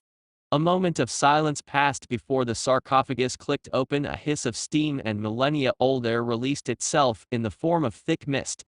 With a deep breath, Obi-Wan gripped the open door and pulled up, prepared for death if it awaited him. What was within the millennia-old box was something which he had never expected. Within the legendary Jebel box was the body of a woman, a human woman. Her skin was pale with long black hair done up in a long braid, covered with tight white cloth. She wore a bodice-like suit skin tight with slender armored shoulder pads and long black gloves stretching from her elbows to her hands. A loincloth hung from her waist with skin-tight black leather pants and knee-high black leather boots with silver clasps. A lightsaber hilt was latched to her black utility belt, telling Obi-Wan that whoever this was, she was either a Jedi or a Sith. There was one piece of jewelry on the woman's body, and compared to everything else she wore, it looked gaudy. It was shaped like a scarab of some kind, latched around her slender neck, seemingly made of solid gold with a red ruby in its center. Obi-Wan stared at it, positive that he felt something unnaturally off about this decorative piece. Stars, it's true. A black-gloved hand grabbed his holder with enough force to bruise and threw him back, impacting hard against the concrete floor. A dozen clicks of armed blasters followed, and Obi-Wan slowly raised his hands in surrender, deciding to wisely back away for now. He was roughly picked up, dragged back, and rebound against the durasteel pole. No more than I expected, the old man said, returning to his regal composure, well, as regal as a man in an old spacesuit can get. Stasis casket, or not, no one could survive 4,000 years. She was more than just a preserved corpse. There was life in the body, a brief pulse in the force itself which grew stronger and stronger until it just seemed to boil over. A sudden and labored gasp brought attention back to the coffin as the human woman sat straight upright, gasping for air as if someone had tried to drown her in a lake. It was almost like she had just recently awoken from a dreadful nightmare. Sane. She half gasped, half screamed as she shot up, hand flying to grab Carr's right shoulder pad with a strong grip. The Dark Lord, not missing a beat, held her steady as she continued to gasp for breath, leaning against his armored chest as she slowly rose. She began to speak as she regained herself. Have the Jedi come? She took one last deep breath before getting a good look at her supposed savior. Are you minus? Did you free me? Obi-Wan was only half listening to the conversation, using the distraction to begin using the Force in one of the most subtle skills. With enough time he could pick and open the lock. All he needed was a few moments. A few moments he did not have as Carr barked a harsh command, leveling a host of blasters upon him. Kenobi blanched, his attempt foiled, but already his attention lay elsewhere. By now the millennia-old Jedi had been helped to her feet, and was looking around, hand slowly reaching up to massage her temple. She had blue eyes, deep blue. No, it's still there, I can feel him. No. Her exclamation caught everyone off guard, and everyone noticed it when her blue eyes contorted and bled until they were a bloody crimson. No, you are still with me. Most of those present had already deduced that the young Jedi, millennium-imprisoned Jedi, wasn't completely sane, but those within the chamber who were Force-sensitive were able to deduce otherwise. Something else was here, something old and vile. Obi-Wan was barely aware of the young woman muttering something under her breath, as if something was talking to her. She reached up with both hands and placed them over her ears, as if trying to block out a great noise. How long? How long were we? Was I inside? 4,000 years, the suited scientist squeaked fearfully in response, raising his hands in an effort to calm her. To the shadow the words hit her like a jackhammer. 4,000 years. She had been locked away inside that sarcophagus. For 4,000 years. The revelation was a shock to her, such a shock that her whole body seemed to go numb. Everyone she knew, everything she considered important was gone. No one she knew could possibly still live after such a long time. What about everything from her time? A million questions jumbled through her tired and weary mind. Did the Republic still stand? What about the Jedi? What about the Mandalorians? 4,000. She repeated the words numbly. Carnus Mur was right in her face, raising a long bony finger, so much time wasted. The questions spilled from her like an avalanche, and the old man was just barely able to keep up with her. What about the Covenant? Was it successful? The old man raised his hands up in an attempt to calm her. I'm afraid I know nothing about a Covenant. Then what about the Rakghouls? She asked. Isolated and eventually wiped out on Terrace. She breathed a sigh of relief at hearing that information, thankful that the disease those turned creatures carried was destroyed with them. And the Mandalorians, did the Mandalorians conquer the galaxy? She asked with the same sharpness as before. No, he replied, and for a brief moment she felt hope flare in her chest, and also a little smug satisfaction when her poltergeist openly snarled in disgust. So the Republic still stands? She asked, hoping with all her might for a yes. That hope wrapped around her like a blanket, soft and warm with the old man's next few words. Yes, the Republic still rules. But not for long. She turned and looked at the figure in shock and disbelief. He was actually quite handsome. His golden eyes glittered like honeysuckle, observing her with amusement. No, it was not possible. He was not Sith, he could not be. Sith were extinct, had been for millennia. And yet, as she timidly reached out through the Force to feel his presence, she knew it was true. This man's presence was a cesspool of emotions, not all of them negative nor were many of them positive, and all she gained from his thoughts of her was curiosity. Yet she felt darkness within him, 10 times worse than anything she had ever felt in her lifetime. Sith. She muttered the name as if it were a curse, idly aware as Carnus Mur said the same name with a kind of smug satisfaction. She ignored him and ignited her lightsaber, feeling comfort in the heat which emanated from the weapon. I should have felt it sooner. She surged forward, shrieking like a banshee, bringing her lightsaber down in a hard slash meant to cleave him in twine like a twige. Celeste dimly registered an unmistakable snap hiss before she saw the unknown Sith Lord bring up his own lightsaber to parry her strike. Morne used the momentum to somersault over the Dark Lord's head and land on the ground with flawless ease, bracing herself for the furious follow-up assault that was certain to come. It never came. The Dark Lord stared across at her, his golden eyes narrowed with thinly veiled amusement. To her utter disbelief, and then dismal dismay alongside Kenobi's minus, he extinguished his blade. Morne could only watch in awe as the crimson line shrank back into the shaft as he reached down, and claimed his second hilt, attaching it to the first. There came a furious snap hiss before she realized his intent. Carr had joined both blades at their hilts, forming a sinister saber staff. He twirled the deadly weapon once, forming a crimson wall between himself and the Jedi shadow. I sense great anger within you, Jedi. He purred. Come. Unleash it. Morne lunged at him, her blade skittering beneath his defense a split-second before he completed the swing. Too late, she felt the Mur talisman stir at her throat. Carr peered down at the strange device in wonderment, as though amazed to see it move. Perhaps this is the answer. Carr frowned, touching a hand to the strange edifice wrapped around her neck. It was cold to the touch, and yet, it felt alive somehow. As if had a pulse.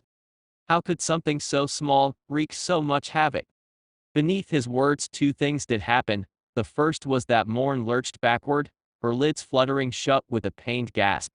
The second was that the talisman moved. There could be no other word for it. The metal necklace simply unwound itself from her neck and seized upon his hand. Naruto grunted as the Mur talisman closed around his wrist. Mine. The spurt hissed in his ear. Naruto's eyes widened, bulged in surprise. He had time for one word before everything went black. Sith spit. Chapter 9, Matters of Succession. I find your lack of faith disturbing. Darth Carr. Matters of Succession. Several minutes earlier. Whilst the original Naruto tangled with the matter of Celeste Morne and the Mur talisman, his clone found itself faced with a far more daunting task. Greeting the guests. As expected, they came in droves, arriving with gifts in tow. tokens with which to honor him. He'd anticipated as much, and as such prepared himself for it. Then, the expected became the unexpected. A great many had come to enjoy the festivities on this sacred night, a great deal more than had been expected, many of whom were unknown to him. The very air itself was charged with anticipation. Everyone the cage bunchin would have liked nothing more than to stay out of sight, but the boss had been adamant. Mingle, he'd said. Associate. Let the people know that you're there from beginning to end, that you're there not just for them, but for their friends and families as well. And so, in spite of the vehement protestations of his honor guard, unaware they were guarding a mere doppelganger, and not the genuine article, the clone waded through the crowds, forced to meet and greet them all, exchanging handshakes, promises, and the like. Eventually he made his way to Lords Kaiskich, Raikich, and Sakikich. And while Carr was delighted to see his longtime friend and staunch ally Sabaku no Gara to be holding up well under the strain of parenthood alongside Matsuri, well, suffice it to say, Onoki was proving to be less than amicable. The man had never approved of his hostile takeover of the planet nearly a decade earlier, nor did he appreciate being reduced to mere figurehead now that the planet was firmly under Sith control. Darth though he might be, Carr knew he had to tread lightly where this one was concerned. He couldn't just execute him as he'd done with Sinead, after all.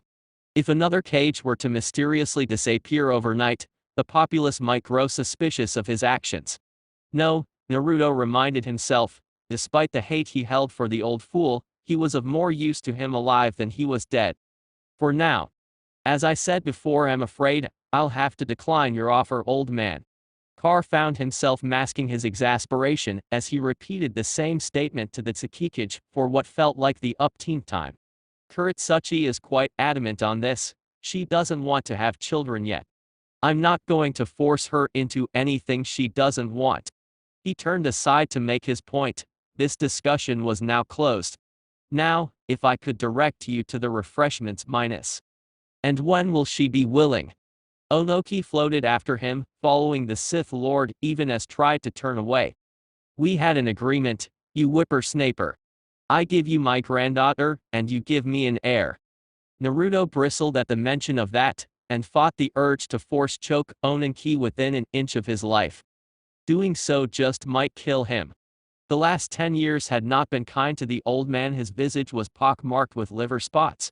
There was an odd stutter to his speech that suggested he was beginning to lose the tenuous battle with old age, and what little hair remained on his head after these 10 years had begun to crease and fall out.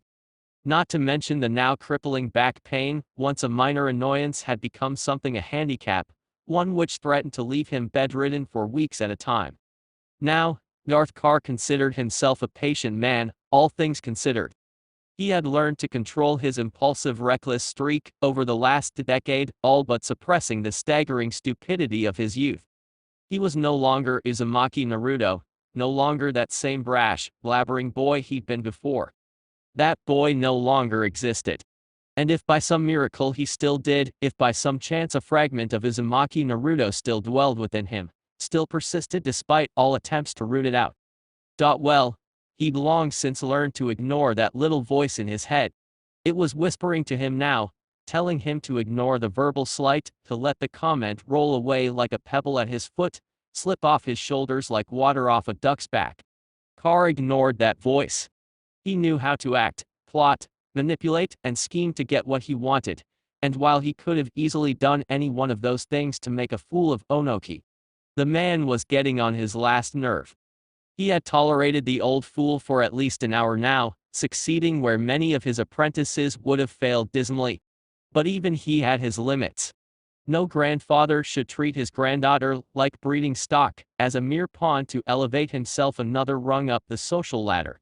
It disgusted Carr. Infuriated him. She'll be willing when she is willing. He let just a touch of killer intent suffuse his tone. The tiniest hint of warning, even his supernatural patience had its limits. Apparently, Onoki's arrogance had none. To the Darth's sheer disbelief, the elder cage actually spat at him. A wad of phlegm landed firmly upon his whiskered cheek and trickled down his chin. There was a silence. Naruto didn't even flinch, didn't even blink. He simply grabbed Onoki in the force and crushed his windpipe hard. No one in the crowd recognized the dilemma. None saw Onoki's eyes bulge, his face beginning to purple as his lungs were denied life-giving oxygen. But the old man was too stubborn to simply admit defeat. He defiantly remained aloft even as the life was choked out of him. That suited Naruto just fine. Plausible deniability and whatnot. No one save Hanabi was near enough to intervene, and he knew all too well his enforcer's dislike of the Tsukikage, which made what he said next even more pleasing. "You little brat." Onoki gurgled, his voice scarcely a whisper. "You have no right. You cannot do this to me. I find your lack of faith disturbing." Carr hissed, his voice barely heard over the din of the crowd. "Do you not trust me, Lord Tsukikage?" He shook the old man with the force, rattling his decrepit body like a child's toy and taking perverse pleasure in the plain pain etched across the elder's visage.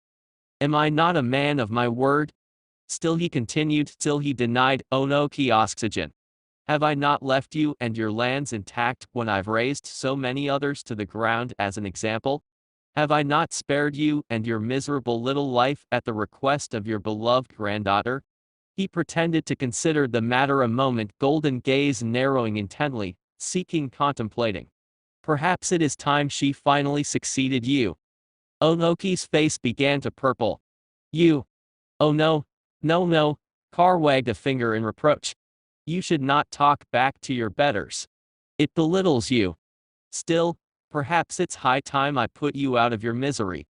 Onoki's only reply was a rasping gurgle as the Darth relinquished his choke. He opened his mouth to spew another vitriolic retort, but Carr didn't give him the chance. Even as the Tsukikage's lips parted, the Dark Lord of the Sith reached forward and gave his heart a soft, gentle squeeze with the force. That was all it took. Onoki finally fell, his already chalk-white face draining of all semblance of color. It would have been so much easier to simply crush his heart and end his life, but that would have been merciful. Carr wasn't feeling merciful at the moment. Carr bit back a laugh as a wave of silent approval washed over him. His gaze seeking, finding Hanabis in the crowd. Every force user on the premises knew what he was doing, but for those who lacked the sensitivity, it appeared that the old man had simply suffered a stroke. He feigned astonishment and shock as Onoki collapsed, catching him before he could sag to the floor. The stroke appeared to have paralyzed the entire left half of the Tsukikage's body. He was trying to speak, but the words simply refused to come. He would never fly again, Carr realized, maybe never even walk. Once in another life, as Uzumaki Naruto, such a thought would have saddened him. Now, as Darth Carr, he felt only a sick, twisted satisfaction. The old man isn't feeling well. Hanabi suddenly materialized beside him, her pearl eyes boring into the shadow guards at his side. "Please escort him to the infirmary." As one the men saluted, to question Carr's chief enforcer was to dance with death itself. "Yes, m'lady." Naruto huffed as he watched his men carrying the Onoki out on a stretcher. Maybe he'd get lucky, and he really would die of that stroke. It would certainly save him the trouble. The matter of succession had always been and still was a sticking point with the decrepit Kage.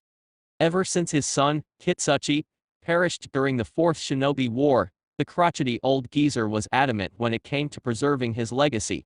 Sadly, that task fell to Kitsuchi, and while she herself was quite enamored with Naruto and she had been very blunt the last time he'd asked. Kitsuchi, as she had so brilliantly put it into words, didn't feel like having a kid suck on my tits just yet. Naruto sympathized.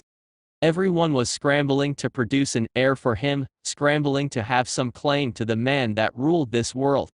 It sickened Carr, and made him pity whomever his firstborn was. They would have a monumental task ahead of them from the moment they were born. Once Barus gave birth a few months from now, this nonsense would cease, and he could put this bedlam to rest once and for all. But for now he still had a part to play, and he would play it to perfection. "I do believe Lord Tsukikage won't be joining us for the rest of the evening," he said, addressing the crowd of onlookers. "Such a pity." He bowed his head in benediction. "Let us pray for his safe recovery." A murmur of approval rippled through the throng as he looked on once more. Carr was amazed at the ease with which they were manipulated. Murmur a few kind words here and there, make a few generous donations, and they all tripped over themselves to please him. No one dared speak out against him. None thought to think or question the sudden circumstances of Onoki's stroke. It was almost too easy. Brilliant. Hanabi whispered, her lips brushing his ear. You'll have to teach me that, sometime. You're already a heartbreaker. He graced her with a light peck upon the cheek, one of their rare public displays of affection. The last haiga grinned. Flatterer. I try. She stood on her tiptoes to kiss him them, her mouth gracing his with a gentleness Carr knew was feigned, if not for his sake then surely that of the guests milling about them. Never much liked him anyway. A low voice growled at their backs, those deep, baritone words shaking the space between the two of them like a thunderbolt. Hanabi rounded on the intruder with a hiss, infuriated both by the intrusion and the fact that she hadn't detected him until now. We didn't ask for your opinion. But it is welcomed. Naruto inclined his head in amused acknowledgement. Unlike his apprentice, he had sensed the Raikage's approach from afar and wasn't surprised by his presense. He knew better than take any double meaning away from the eye's words anyway. He was about as blunt as a turbolaser. That didn't make him any less dangerous than Onoki, however. In contrast to the broken man Onoki now was, I had aged gracefully. He'd lost none of skill or stamina over the last decade, if anything he'd grown even more agile in his old age. He wasn't quite at Carr's level in terms of sheer speed, and not many non-force users could hope to compete with him when his already godlike speed was enhanced by the force, but it was close.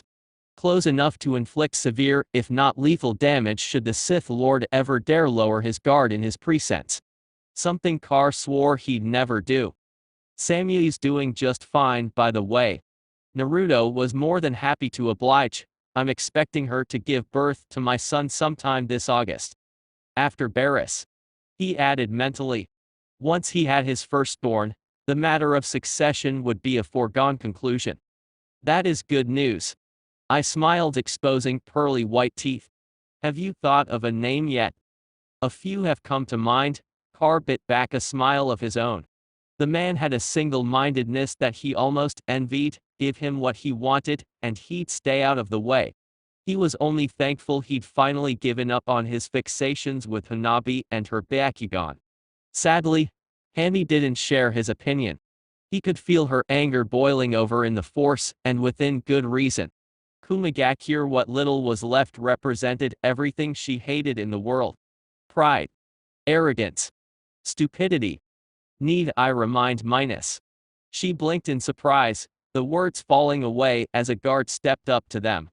Carr beckoned him closer. Yes. My lord, the guard began stoically. High Priestess Shin requests an audience with you. Immediately. Does she now?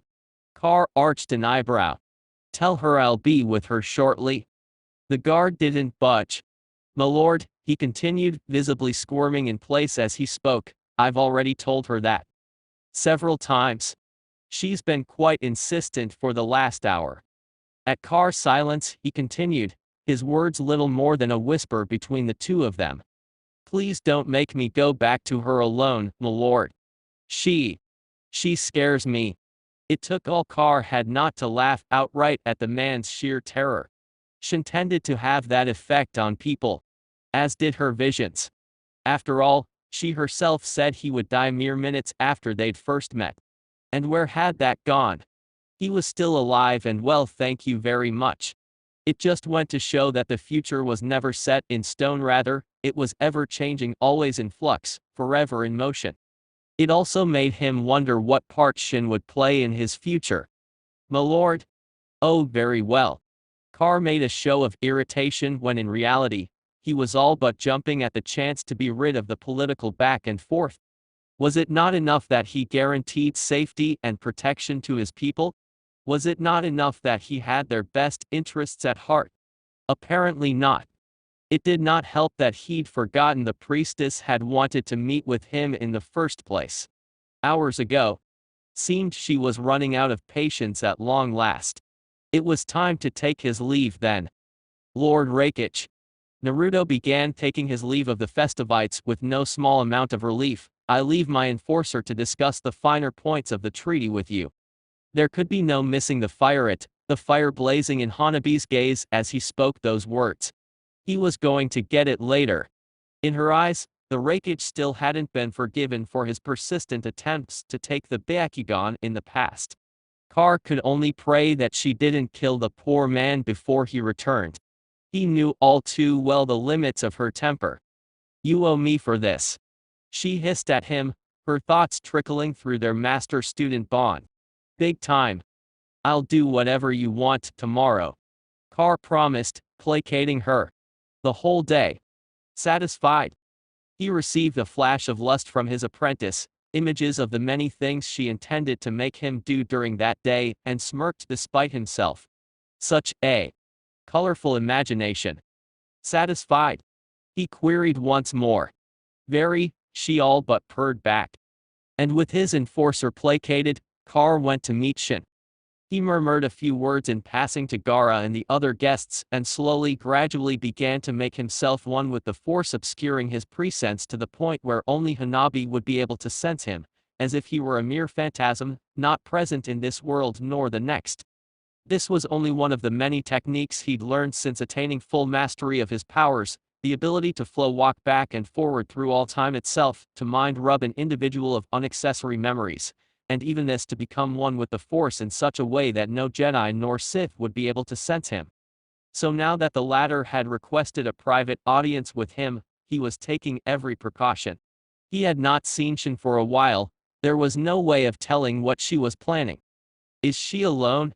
Naruto inquired as his guard led him through the opulent corridors and away from the guests, nonplussed. No, sire. The man shook his head, his earlier distress dissipating in the prolonged presence of the Sith Lord. There's someone else with her. Unarmed? I trust. Why, yes, sir. That is, I believe so, sir. Why the stutter, Lieutenant? Naruto exerted some pressure into his words, frowning at the man's avoidance of the subject. A small part of him found it humorous. A large part did not. If there was someone else with Shin in that room, and they were armed? He daren't finish that thought. Is this person armed or aren't they, Lieutenant? The man looked as though he wanted to melt into the floor. A very real possibility when presented with Carr's scathing gaze. You unarmed. He managed at last. She couldn't possibly have anything hidden away. She's much too small. Is that so? He received a gulp in reply. Carr fought the urge to extend his senses in that direction. He knew Shin well enough to know she would detect his intrusion. While not overly sensitive in the Force itself, she was granted some level of foresight, both by her bloodline and the grand flow of energy itself. Combine the two, and she just might discover his curiosity, rebuffing him in the process. So, instead of peeking ahead with the wondrous powers he possessed, the Dark Lord of the Sith contented himself to a small sinister smile. If she had a surprise for him, well, he had some surprises of his own. I hope for your sake you're correct. Cape billowing out behind him, the Sith Lord marched onward. He allowed the man to lead him into the temporarily empty parlor with all its finery. Trappings of shimmer silk strung across the walls, statues carved from biscuit and fine silverware laid out in preparation for the feast later in the evening. Despite his positon, Carr did not want for wealth. He had taken great care to accumulate his fortune over the years. There was enough wealth in this room to finance a small army. All of this would be converted to credits in the days to come, the pieces sold off at exorbitant prices to fund his future plans. But that was neither here nor now. Where could Shin possibly be minus? There she was. Carr could see her standing across the hall, blocking his view of a nearby bench. Her back was to him, her attention fixed on the viewport before her, one which afforded her a view of the festivities swirling below.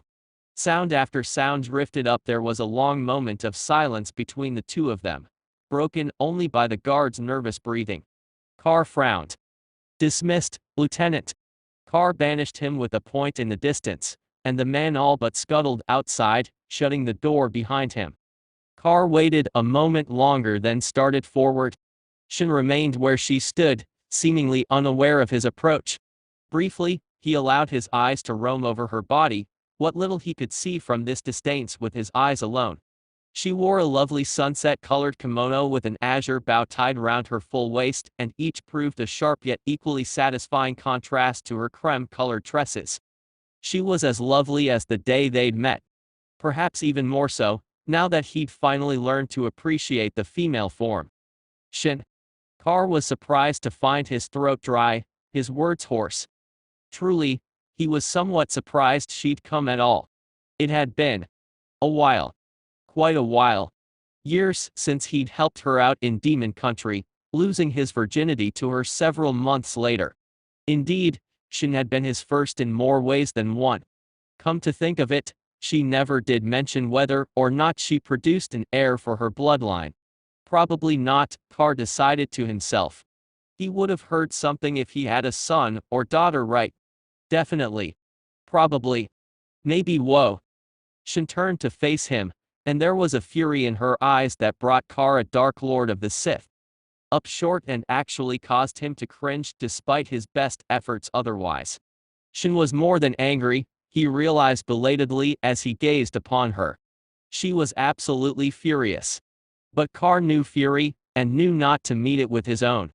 Violet met Saffron, the former narrow in anger, the latter lidded with thinly veiled amusement. The silence lasted the span of 2 beats before Shin seemed to realize she was not staring at sapphire orbs. Your eyes. She gasped, taken aback by the startling golden irises. So it's really true then. Carr permitted himself a long-suffering sigh. He'd known this was coming. The last time he'd seen Shin had been 10 years ago. As Uzumaki Naruto. After agreeing to assist her in producing the next priestess, should Morio ever return from the dead, they had gone their separate ways. He'd been a Jinchuriki and she a priestess. It never would have worked, and they'd accepted it, albeit with heavy hearts. They hadn't seen each other since then, though she'd doubtlessly learned of his hostile takeover of Konoha and then the entire planet Somteam in the past. He'd left Demon Country untouched out of respect and old feelings for her. Perhaps that had been a mistake. Perhaps not. Looking upon her now, he felt something stir in her heart, felt his legs move of their own accord. Now was not the time to think of the past. That way lay ruin. Yes. He hissed, his words dark and heavy, as he began to advance. It's true. Every bit of what you've heard. Even this. He gestured, and a nearby chair shattered, exploding into a hail of wooden splinters, causing her to flinch. Are you frightened?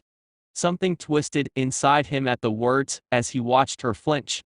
What was that he felt just now? Shame? No, it wasn't quite that. It was something else. Carr growled, and quashed it beneath his boot. Now was not the time for such weakness.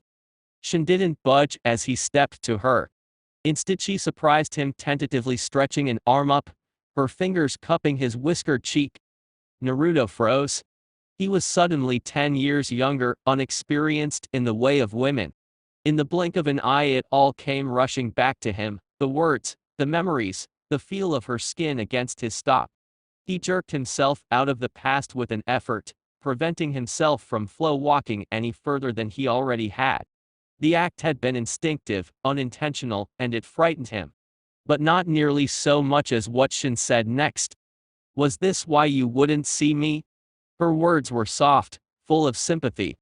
Carr's face twitched at the mention of his old name, but he allowed it. There it was again.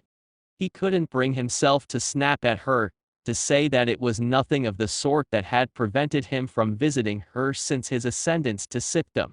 As Darth Carr, he could no longer indulge in the naivete of his former life. He had responsibilities. Lives to look after. He could no more prioritize the feelings toward his old friend than he could a craving for ramen that still continued to plague him. He shook himself free. You wanted to see me, right? He reminded himself. Get down to business. Abruptly, Shin's sympathy graduated to scorn. Her expression hardened, her feelings simultaneously radiating sorrow and anxiety in the force. She fidgeted a moment, her hands clenching and unclenching at her sides. Through a great act of will she still stood her ground. Yes, she nodded. I wanted to see you. We wanted to see you. We. Carr bristled as Shin stepped backwards, preparing himself for an attack, readying himself for the betrayal he'd expected all along. But no unseen dagger emerged from those folds of her sleeve, only a hand, resting against his palm. He almost jerked his fingers free, but Shin's grip was like durasteel, holding him fast. There's someone I'd like you to meet. She stepped aside, finally revealing the view of the small plasteel bench across the hall, a view she'd been blocking this entire time. At first, Carr didn't understand. Then, he saw someone sitting upon it across the hall. Carr Naruto felt his blood freeze in his veins. He found himself staring at a girl all of 10 years old, her body wrapped in a golden kimono, complete with a pink bow. His eyes narrowed, raked across her and what she held in her hands, cradling what appeared to be a small bauble, a ball. In her palms. Ah. He opened himself to the force without a thought, searching, and found himself confounded. This, then, must be Shin's daughter. He could sense that much. But beyond that, a dark haze muddled his foresight. It was the first time such a thing had happened, and it confounded him. Something was wrong. He could sense that the original Carr was in turmoil, suffering, but then that link was all but gone, severed by a haze of pain.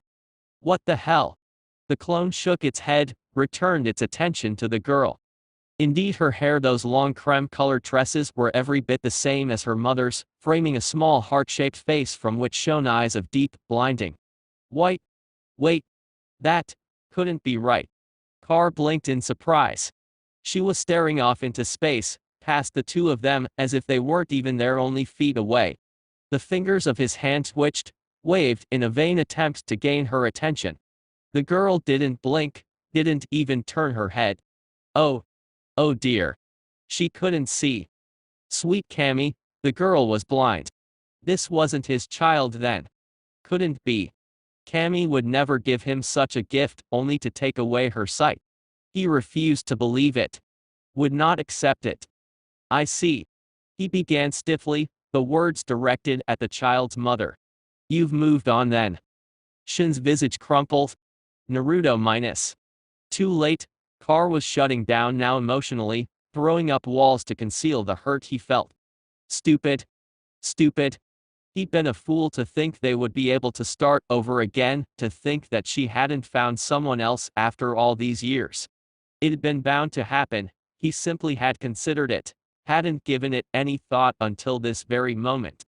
Of course. He continued, ignoring her. Whomever the father is minus. Naruto minus. I hope the two of you are happy minus. Naruto. Cammy knows you deserve it, and it's not like I care minus. Naruto. Shin's words were a shout, piercing the veil of his anger. What? He rounded on her with a hiss, eyes blazing.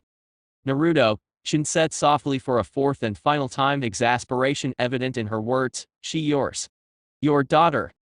Her words crashed into him like a turbolaser bolt. The Sith Lord blinked in surprise, his eyes fluttering shut and open with all the rapidity of a hummingbird's wingspan. A multitude of emotions roared their way through him, anger, disbelief, doubt, then wariness. Darth or not, Naruto wasn't willing to take Shin's words at face value. Thankfully, he didn't have. He stretched himself out to the force once more, seeing with unclouded eyes the truth that had so eluded him until this very moment. The strange haze that had so suddenly eclipsed his vision was gone. He could see her now with eyes wide open.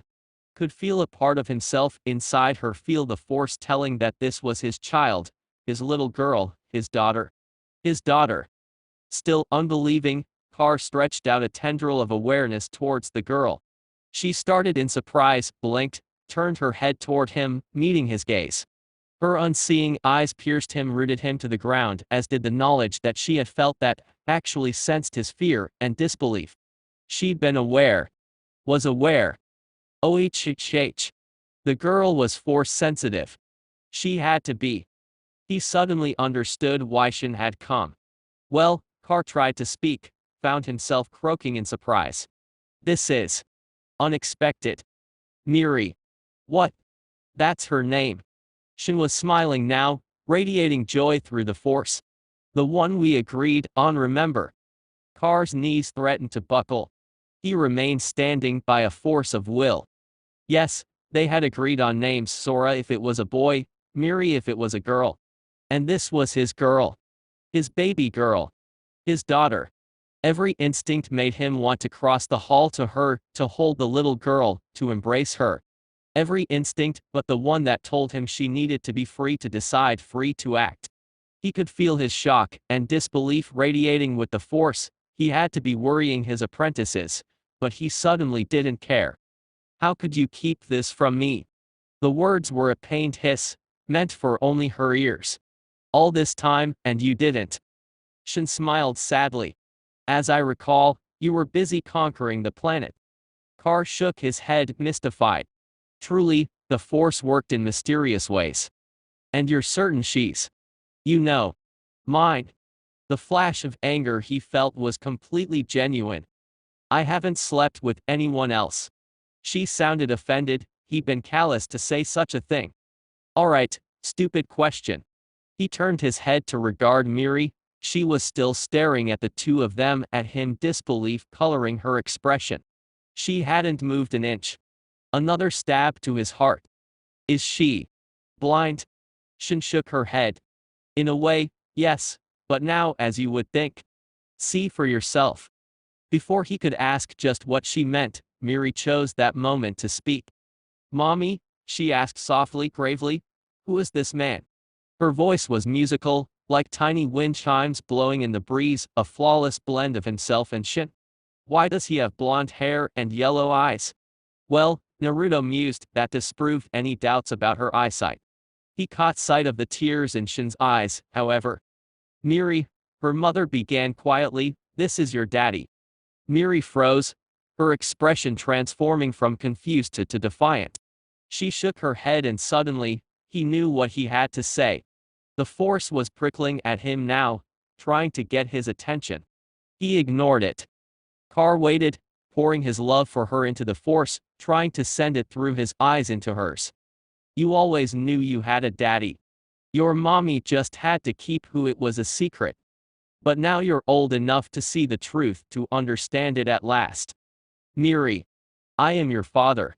He felt the fear within her, the lingering pain of not knowing her father, the one that must have been with her all her life, begin to erode. Miri dropped the ball held in her hand. Through the Force he offered her nothing but the truth for the first time in months, perhaps years. There was nothing of Sith training to his thoughts, nothing of the Jedi, no strategy, no planning. There was only what he felt. She came to him then, clambering over bench and into his waiting arms. She put her arms around his neck and held tight as though it would kill her to let go. Daddy. Yes. Carr couldn't believe it, he was actually choking up. Your daddy forever and ever. I'll always be here for you. I'll always keep you safe. Always. He held her to him, stroked her hair content. The Force was not, however, it would be ignored no longer. Carr was suddenly struck by a vision so profound, it left him reeling. He saw the galaxy at peace, the world united under one rule. But he did not see himself at the helm. Nay, he saw her, saw Miri, this little girl before him in his arms, standing at the head of a grand army, proud and defiant in the face of adversity. And then it was gone, and he was back in the present, reeling from the suddenness of the vision. If he did not succeed, as unlikely as such a thing was, he suddenly felt at peace. If he was merely to lay the foundation for Miri, to prepare the way for her own ascendance to power, then he would do this. It was enlightening, to say the least. Shin opened her mouth to speak minus. And then their world shattered. Back with the original. In a bubble of white agony sat a being fighting to hold on to itself, to remember that it was human, the child of two of Konoha's most prominent shinobi, a young man who had hoped to unite the galaxy in peace under the one rule of the Sith. The Mer Talisman was trying to rob him of this, tearing at his resolve with 1,000 forms of anguish, acid that licked nerves raw, poison that raised boiling blisters, needles that turned joints into kilns of throbbing inflammation. The only way to end the pain was to surrender to it, let it melt him down and forge him into something stronger and sturdier and more enduring. Ruled by Carnus Mur. Carr understood this. Each moment would bring a new and exquisite agony as fierce and startling as the last, and the pain would never let him die, or grow numb or escape into catatonic oblivion. Naruto understood all this, and still he clung to the knowledge that he was Darth Carr, son of Minato Namikaze and Kushina Uzumaki, Dark Lord of the Sith, fighting a parasitic talisman that was trying to erase who he was. His very existence. That last part, Carr repeated twice. It was the only way to keep his hate, and he was going to need his hate. Hate would help him escape, and when he escaped, hate would give him the power to kill this offensive force intruding upon his brain, this disgusting parasite latching onto his heart. It was around this time that he felt a pulse from his clone, felt its distress, felt it dispel. What? He felt his clone dispel, felt the knowledge disperse in his mind. Miri. Daughter. His daughter. The sudden knowledge that he had a daughter galvanized him, tore him away from the pain, back to reality. Joy, the likes of which he had never known, wrenched him from his pain, dragged his mind to the fore. Father. He was a father now, much earlier than he had expected. The joy proved more powerful than his hate, burgeoning him with a strength he'd never before known, creating a chink in his defenses. The Mur talisman slipped through that chink. You are mine. Carnus Mur hissed, thinking himself to have won, exultant in his glee. You will be my new host, from which I will rule. I don't think so. Carr blinked, his golden eyes flecking with crimson. He knew that voice. Hadn't heard it for the last 10 years. He'd thought that voice to be gone alongside its power. He'd been wrong. Kurama? Been a while, Kit. It has. I'd love to stay and chat, but I have more pressing matters. So it would seem. He could feel the fox sifting through his memories. You've been busy. Naruto fought the urge to laugh as newfound strength flooded his veins. In trying to take hold of him, Carnus Mur had delved too deep. He had awoken the slumbering demon deep within him. Kurama the Nine Tails had finally stirred from his long rest. And together, his strength pooled with Naruto's, Carnus Mur was no match. What? He felt the Sith Lord's confusion as Carr raised an arm, his consternation as those fingers began to squeeze around the Mur talisman. No, no. Stop. What are you doing? I am Carnus Mur, Lord of the Sith. You cannot do this to me.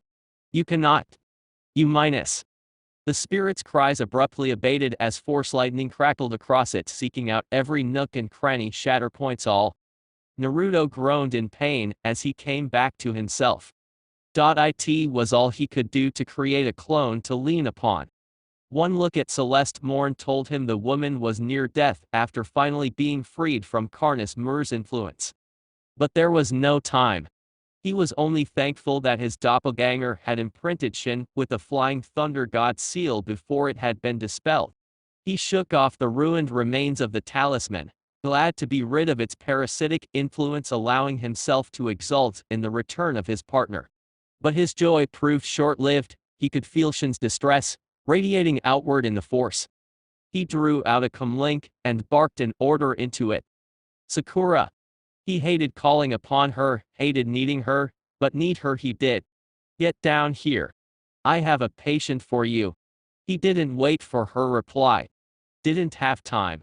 He was already in motion, already flickering toward Shin, toward his daughter. Please let me be in time. A flash of pain stabbed through Carr's brain as he arrived in the same instant that the viewport shattered, dousing them in shards of sharp glass. Miri cried out in surprise, but Carr was already in motion, wrapping the force around the three of them like a shroud, shielding them from the deadly shards of glass, brushing them aside like an errant breeze. A pair of guards burst through the door, alerted by the sound, only to be gunned down by a hail of blaster fire from the balcony. Miri whimpered as their lives were extinguished, and Carr drew her deeper into his arms, as though he could somehow shelter her from the chaos raging around them. And then the force was gone. Naruto blinked in surprise, momentarily alarmed to find his powerful connection to the life-serving energies severed, but only for a moment. He was not reliant upon it. He still had his chakra. An errant thought produced a trio of shadow clones, one of whom moved to flank him, the remaining two Drushin and Miri backwards into a corner, brandishing their lightsabers to ward off the hail of blaster fire. He could hear screams and cries of pain from below. Apparently his attackers had cut through the crowd, uncaring of the civilians, to get at him. He would have admired their gall if his own child wasn't in danger. As it was, he simply scowled, leering at them as rappelled inside, 6 in all, not including their leader. He found himself face to face with a pale-skinned woman, her hair bound back in a topknot. She strode toward him as though she owned him, and the notion was only vaguely discomforting in the light of his fury. Or a Sing, I presume. He frowned at the woman, regarding her in cold fury. Care to tell me how you've cut me off from the force? In answerment, Sing looked over her shoulder to a cage carried by one of her men, a burly Nikto who hefted it with ease. A cube 1 meter in each dimension, it was made of thin, brightly painted durasteel bars. Within it was a jagged piece of polymer shaped like a stunted tree bole, and holding onto the sculpture was a reptile a little over a meter long, greenish, with 2 sets of clawed legs and a long tail. It stared at him as if it were waiting for a reply to its statement.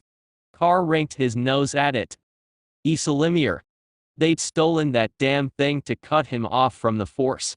Clever. He had a few of his own, but never once had he anticipated them to be used against him.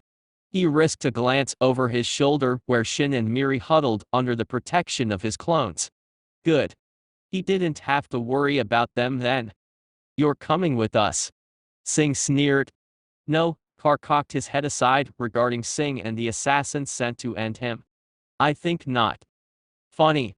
Sing waved her blaster slowly, lazily, finger on the trigger, beckoning 2 of her men, a scarred Trandoshan and a red-skinned Twi'lek, forward to disarm him.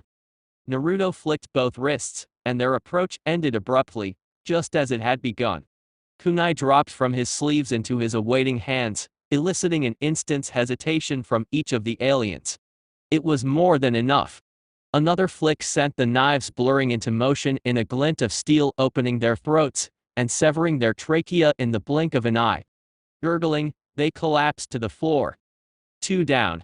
Defiant to the end, eh? You won't cry like a Jedi, will you? Her eyes searched his scathingly. You're not afraid of death. You're like me. The only thing we have in common is our love of the color red. Carr replied, discarding his bloodied kunai with a flourish. Why, you've got nothing now. One of her men, a human male, laughed at what he thought to be folly. Nothing but your bloody knives and your fancy karate gimmicks. We have blasters. Carr chortled. It was a deep, throaty chuckle. No, he goaded, what you have are clips, and the hope that when your guns are empty, I'm no longer be standing, because if I am, you'll all be dead before you've reloaded. Don't minus. Sing knew what he was planning, but it was already too late. Her remaining men had taken the bait. Kill him. Carr said nothing, did nothing. He didn't even tense up as the bounty hunters leveled their weapons, didn't so much as bat an eyelash when they opened fire. Bolt after bolt ripped into his chest, tearing chunks of flesh from his body, sending him reeling backwards. He drew Heimlich inward, absorbing the agony, channeling it into power. Pain seared up and down his spine as each shot found its mark. Some scorched his face, others, his neck and chest. One even found its mark in his skull. And still he did not fall. He heard Miri cry out behind him. Her fear galvanized him. He would not die here, in front of his daughter. Not now, not so soon after seeing how important she was to him. Learning. And then the fire was over. Overheated blasters clicked, empty cartridges depleted beyond their required charge. Time seemed to slow as Sing and her cronies reached for fresh clips, ceasing their fire for all of 3 seconds. Now. Carr straightened, stood woodenly, not taking enough care. His wound slithered shut, the hole in his head closing as though it had never been. Sing gawped at him like a fish, her lips parted in a wide O. Naruto raised his gaze, eyes gleaming not yellow, but a sinister, slitted scarlet. He grinned wolfishly, exposing deadly canine teeth. Out of the corner of her eye, she watched the woman known as Shin cover her daughter's eyes in a vain attempt to shield her gaze from the impending massacre. Naruto uttered 2 words then. 2 simple words, and yet they spelled death for so many. My turn. A pair of fresh kunai materialized in his hands. He flung one forward, piercing the human male's throat, sending him to the floor in a pool of his own blood. Even as Sing turned to register, this car was already moving, his remaining kunai opening a bloody trench in the chest of a Wookiee just as it slapped a fresh clip into its bokester, bifurcating it at the hip. The furry mammal went down with a yowl of pain, and only a single second had passed, leaving Sing with the Nikto holding the cage, and hapless Kifu female who seemed to on the verge of pissing her pants. Terrified, she slapped a pair of fresh clips into her blaster rifle, but she was moving slowly, Sing realized, even as she reloaded, much too slowly. Carr discarded the bloodied knives and opened a hand, revealing the spiraling sphere clenched within. Racing Gan. He drove the deadly ball of energy into the woman's visage, pupilling her face like an orange. The Nikto dropped the Yisalimir cage as Sing looked on and tried to draw a holdout pistol, but even that momentary distraction proved costly. Carr leapt on him with an angry hiss and grabbed him by the neck, fingers locking in and around the scaly alien's visage. He gave a savage twist, and the Nikto knew no more. Naruto turned and kicked the Yisalimir cage hard. The lizard-bearing cube went sailing, shrieking out the window, just as Sing finally finished reloading her pistols. 3 seconds had finally elapsed. She opened fire just as Carr turned on her, reaching for his lightsaber. He never made it. Die. Sing hissed, opening fire on him, wrenching him backward with furious fire. Die.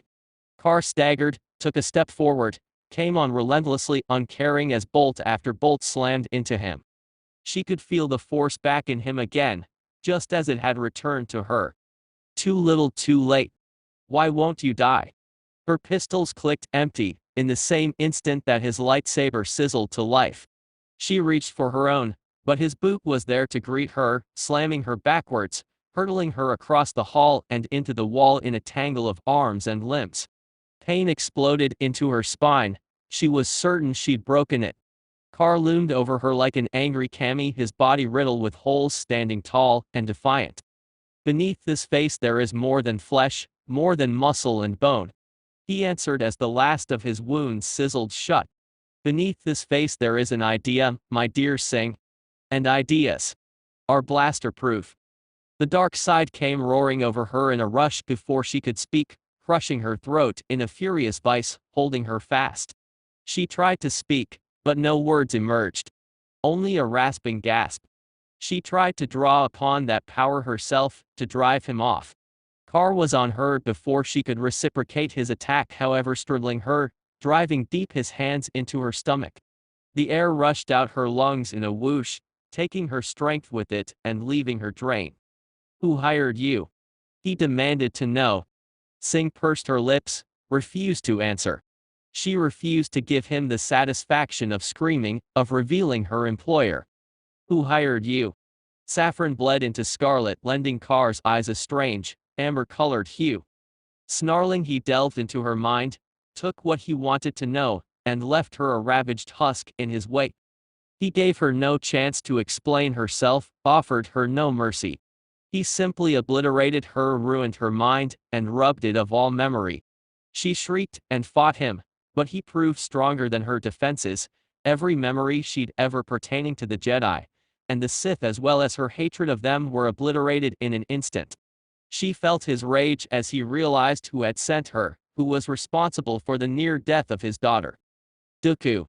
Aura Singh's last sane thought was that in his ignorance Count Dooku had successfully managed to piss off the most overprotective father in the galaxy. She felt rather than saw herself collapse, her world fading to black as Carr cast her down, turning his attention back to his family.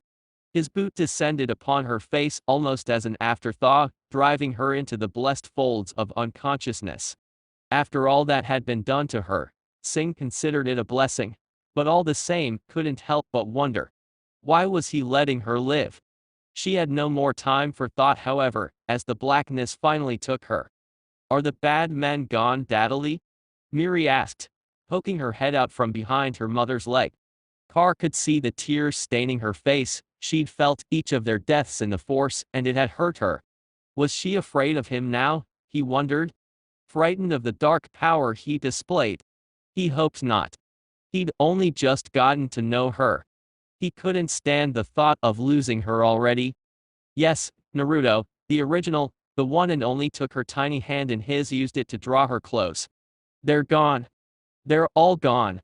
They'll never hurt you again. She sniffled against him, holding tight to his neck. Naruto allowed himself this moment of weakness, just this once, prepared himself to draw back from her. And then, as children often do where their parents are concerned, Miri surprised him. Good. She breathed out, calm and composed. I'm glad you killed them.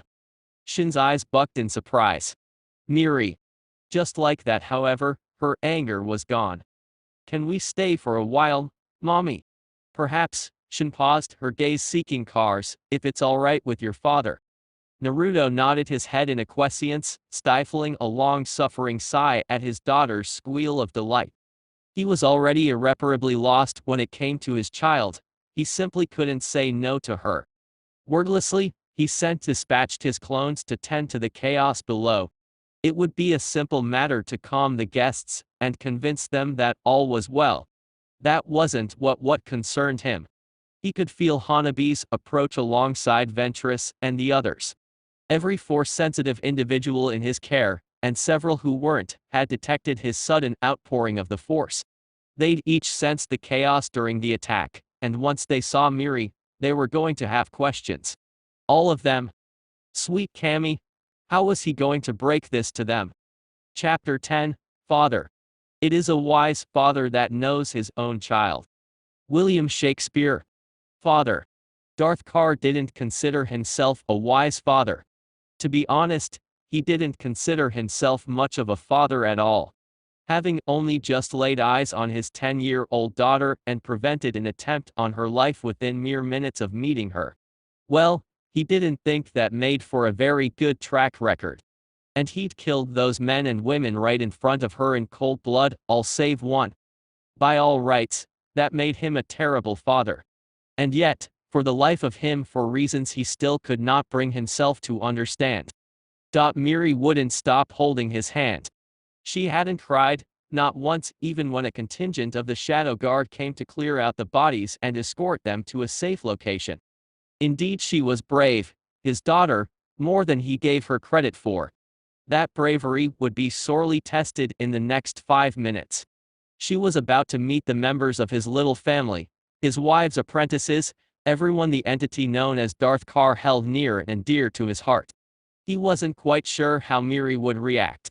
She was resilient, he knew this. But would she be able to withstand the scrutiny that was sure to follow afterward? That thought niggled at him, nagging him with doubt. Speaking of doubt, Carr had chosen to let Aura Singh live, possibly against his better judgment, but she wouldn't wake for some time after being that brutal mind-rubbing he'd given her. She'd retain all her skills, the same skills that first allowed her to get within a hairsbreadth of ending his life, but wouldn't remember anything of her ill-fated past with the Jedi, her overwhelming hatred where they were concerned. Even her memories of that agreement with Count Dooku was likely to be rendered forfeit. Dooku. Carr see that the mere thought of the man fingers fisting around those of his daughters, the man had made an attempt on his life and unknowingly put Miri in danger. Carr didn't care who the target was, the only thing that mattered was that an attempt had been made, and that Miri had been there. He didn't know if Sidious had a hand in this, but he wouldn't put it past him. Sith were known for their treachery. And had his little darling not been present, he might have held their attempt in respect. As things were now, he felt only a roiling, seething, all-encompassing fury, boiling in his blood, one he stored for later use. That fury was barely tempered by the knowledge that his daughter still drew breath. Just barely. Yes, Miri still lived. But Singh would wish she was dead. She would have only her name, her skills, and the knowledge that she owed her life to a Sith Lord. As for his daughter, At present Miri sat in his lap under the watchful eye of her mother, marveling at his ability to comb her hair using the force alone. The three of them were safe and secure, surrounded by well-trained men and women, but that didn't stop her from asking him all sorts of questions, inquiries one might well expect from a little girl. How did you and mommy meet? Why are you eyes like that? What's your favorite color? Mine's orange, by the way, and he loved her even more for that. And then finally, she would ask, do I have any brothers and sisters? That last one made Carr choke a little and steer the conversation in another direction. Miri would, if everything went well, have many step siblings only a few months from now.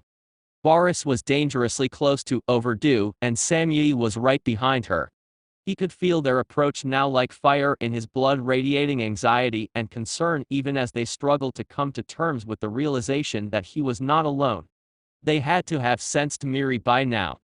Carr could understand their confusion and radiated calmness into the force, working to placate the roiling maelstrom of emotion that was fast approaching his door. He himself could feel his daughter in the force, a bright, unsullied presence that sang of himself and Shin. There could be no mistaking that. Those who were force-sensitive would understand.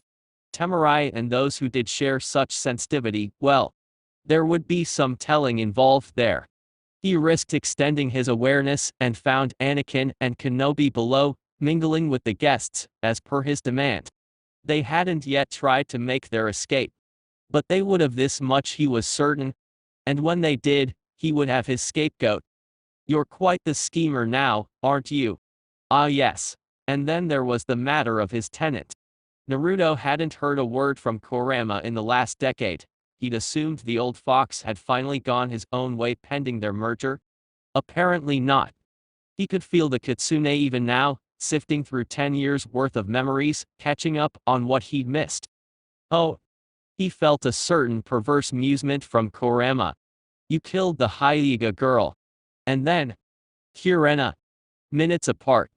Ha. Laughter reverberated off the halls of his mind. Didn't think you had it in you, boy. Naruto ruthlessly suppressed the twinge of guilt he felt at those words. They had been his sacrifices to Sithud, Hinata his love, and Kirena, his master. Their deaths had been unpleasant, but necessary all the same. He dishonored them by feeling guilt. Would he do it again, given a second chance? Without a second thought. Or so he liked to tell himself. Truth be told, if faced with that god-awful choice a second time, he didn't know if he'd be able to go through with it. Thankfully, he'd never have to. 10 years changes a man. So it would seem. Together their eyes drifted to Miri, still sitting contentedly in Naruto's lap. There was a silence. Kurama snickered. Not a word, damn you. Carr was determined not to let the bastard fox ruin this moment. He wanted to enjoy this brief instant of serenity before the duties of Sithdom and state came crashing down on his head. Peace did not always have to be a lie, he'd found. Sometimes it could be downright pleasant. There was a time and place for all things. This was merely one of them. I hate to admit it. But you surprised me, Naruto. You really have. Shin's comment was so out of place that Naruto Carr actually blinked. He turned to face the priestess and she must have seen something in his face. She always could read him like a book because she moved to sit beside him, placing her fingers in their daughter's hair, running them across her scalp with such gentleness that only a mother could possibly know. Miri hummed contentedly to herself at Shin's touch, kicking her little feet against Naruto's legs. She really does take after you. Her words were soft, meant for his ears and his ears alone. Carr snorted. Does she now? Numb. Shin continued to stroke their daughter's hair. She can see things. Sense them before they happen. She's force sensitive then. Naruto made no secret in his interest. It had been glaringly apparent from the moment he laid eyes upon Miri. She was strong in the force, perhaps even stronger than him. But she lacked that fundamental spark that made a Sith. She was too kind, too pure. Try as he might, he couldn't gratify the thought of teaching her the ways of the dark side. To taint such a pure light, to snuff it out, to take this from his own flesh and blood. He just couldn't bear the thought. Will you train her? Her pale eyes pierced him, rooted him. Shin, I minus. Daddy. Carr blinked, distracted by a gentle tug at his belt, and his daughter's voice. When he looked down, he saw Miri holding his lightsaber in her hands, her small fingers tracing the hilt with complete and utter fascination, her eyes wide with the wonderment of a child. Her thumb lingered over the activation stud, brushing against it with apparent curiosity. What is this? She asked. What does this button do? Carr's eyes bucked as she prepared to press it. Don't minus. Too late. His body moved on pure instinct, his fingers shifting a millimeter to the right, nudging his daughter backwards and off his lap just as a sizzling line of red fizzled into existence and pierced where his head would have been had she remained in his lap. Shin exhaled a sharp breath. This was only her second time seeing a lightsaber. Miri remained ignorant of her parents' concern, gazing up at the blazing blade with awe. She moved a hand to the right, and the blade moved with her, swaying ungainly from side to side. Carr blanched, fearful she would take her hand off, or worse. That, Miri, is my lightsaber. He instructed. It is not a toy. Miri looked at him with her grave white eyes. I want one. I'll show you how to build your own. Promise. Promise. Miri pressed the button again and handed it to him. Shin reached down for her daughter and pulled her into her lap, obviously relieved the danger was past. Carr exhaled heavily into the awkward silence. Well now, he hadn't expected that. He wasn't quite sure how he felt about letting Miri handle a lightsaber. Milord, the red-faced lieutenant that had first brought him up to Shin, chose that moment to peek inside his face, flushed whether from fear or excitement Carr knew not. They're here to see you. He bore a heavy blaster burn upon his cheek, a badge of honor gained during his valiant attempt to prevent Singh and her band of miscreants from breaching the perimeter.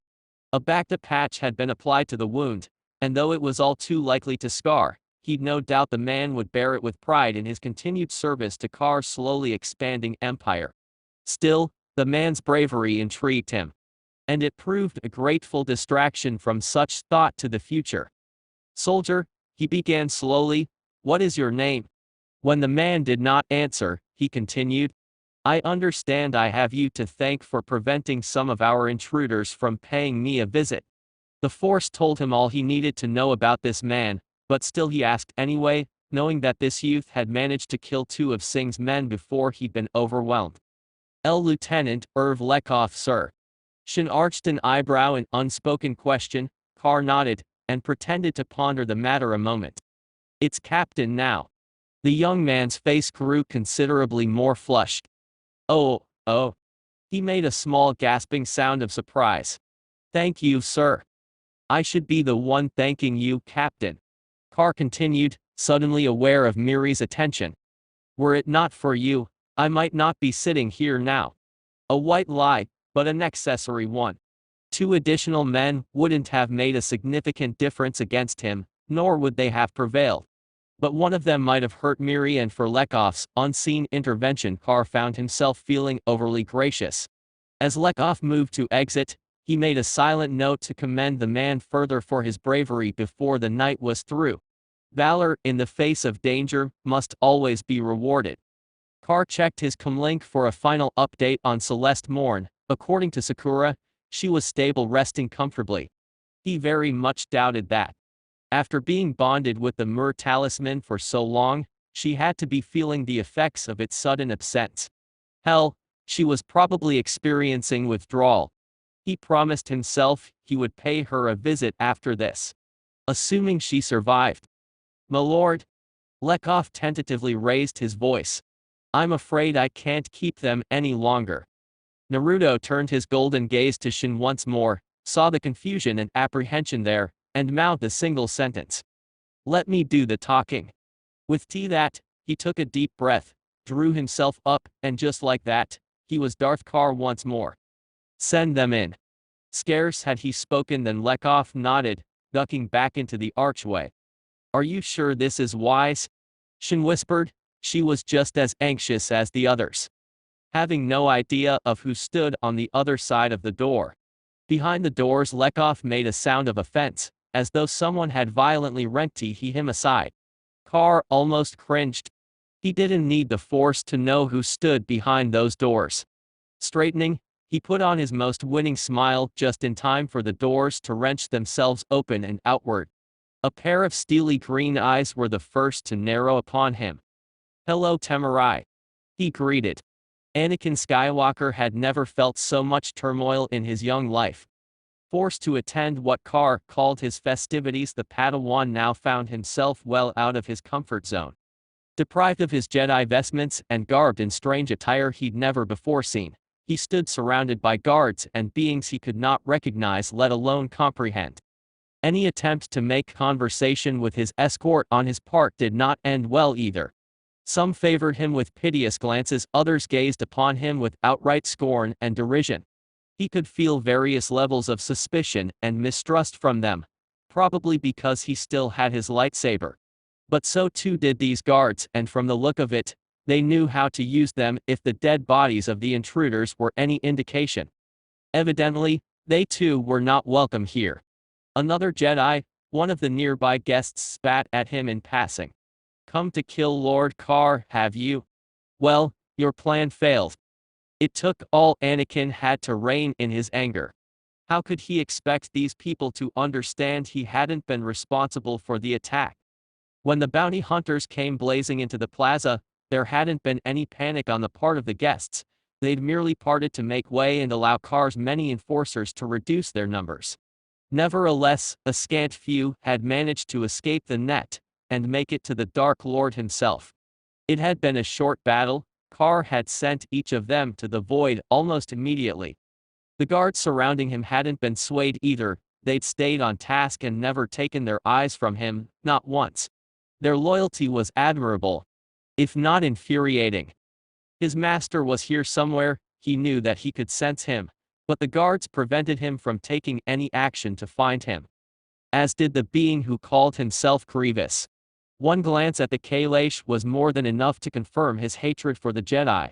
Whenever their gazes met, those masked eyes of his kept narrowing in contempt. There could be no doubt that the masked warrior had been ruthlessly trained in the way of the blade. The many lightsabers dangling at his waist belt told the unspoken story of the Jedi he'd killed under Carr's tutelage.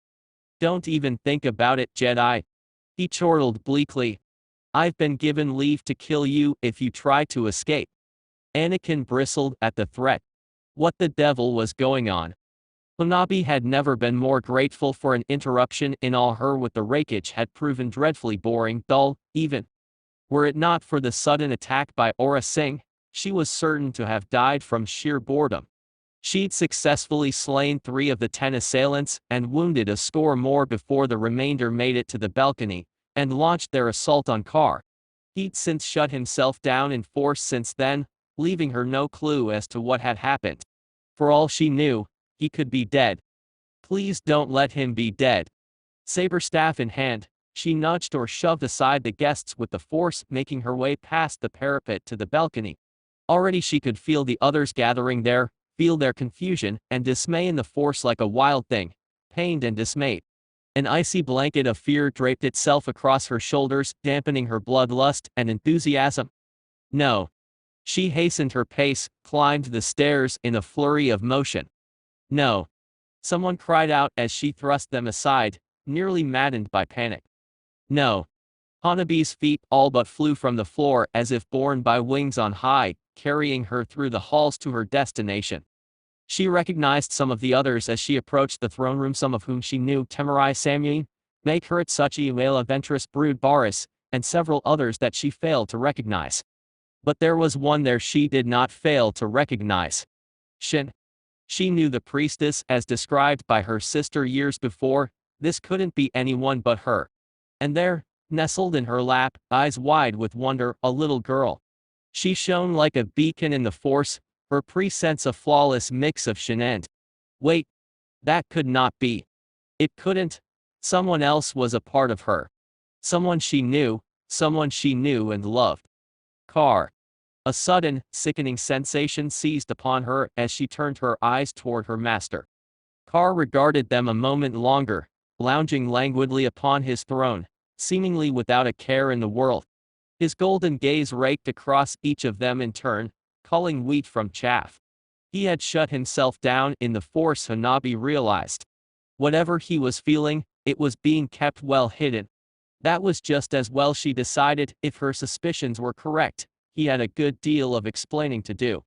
This little girl, she couldn't possibly be. Ladies, Carr began softly, steepling his fingers. I thank you all for your concern. But as you can see, I'm quite alright. His sight swept the room for a second time, fixating upon Hanabi. And then Carr returned to the force, his powerful presence shrouding them in sweet, singular satisfaction. Now that you are here, this is someone I would like you to meet.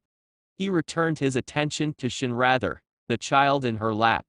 He made a slight, beckoning gesture. Daddy. The little girl in Shin's lap scrambled down and went to him. A collective gasp rose from all those assembled as Carr drew her into his arms. Temurai was the first to recover her voice, little more than a whisper. You've gotta be kidding me. Carr nodded and rose, taking the child with him. Everyone. I would like you to meet my daughter Miri. There was a silence, deafening in its obscurity. Then. What? Chapter 11, This means war. I am above all things a father foremost. This means war. Well, that went better than expected. Naruto. Carr inclined his head slightly as the last of his lovers filtered out of the throne room, their expressions sullen, but silent. Some weren't pleased by Shin getting the drop on them, but none were fool enough to dare challenge that Miri was in fact Naruto's child. Perhaps not his heir per se, not yet, but with a bit of careful grooming, who knew? Shin had been right in that regard. He'd been half expected a storm of shouts and screams to break out upon revealing her heritage to the world. Compared his expectations, their reaction had been practically demure. Oh, there had been some bickering, but it was nothing a force-induced snarl could not mollify from the rest. The rest were almost amusing. Cute little shit. Kuretsuchi remarked in passing, tousling the little one's hair, her dark hazel eyes regarding Miri inscrutably. Not even the force could tell Carr what his fiancée was thinking. Makes me wonder what our kids will look like someday, you know. Which reminds me, her gaze hardened like the rock for which she was so well known. You didn't knock up Anko or anyone else when I wasn't looking, did you? Typical Kuretsuchi, blunt and to the point as ever when it came to romance. It was a hotly contested fact whether or not he'd impregnated with the leader of his shinobi forces. Hey, someone had to lead the troops while he was away, a fact that the Blackette seemed intent to remind him of. No, Naruto's deadpan was barely concealed. Last time I checked, I was busy trying to rule the galaxy. But, a slight smile danced at the corner of his lips. You never know though. God, you're an ass. Naruto promptly kissed her once and sent her on her way. Next to come was Hanabi, the last haiga, and Carr's private enforcer stared down at Miri looking as though she'd just seen a ghost. Were it not for her long, creme-colored hair, she might have resembled a young hinata, and even Naruto had to admit, the sight did cause the occasional twinge of pain. Granted, it was masked by the knowledge that she was his daughter, that he'd actually helped bring her into this world, but were it not for that, he might have found himself a touch discomfited as well. Hopefully she'd be able to control herself. Oh, are you really Naruto's kid? Hanabi demanded to know of Miri. Faced with such anger, the little one faltered. I think so. You think? Or not? Hanabi.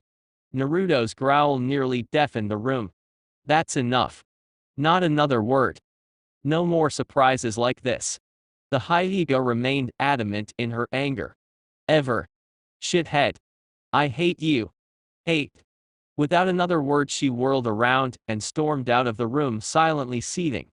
Brood cocked her head, quietly aghast at the emotional outburst. I'm not sure how I feel about this, the Zabrak woman, newest of his apprentices, admitted.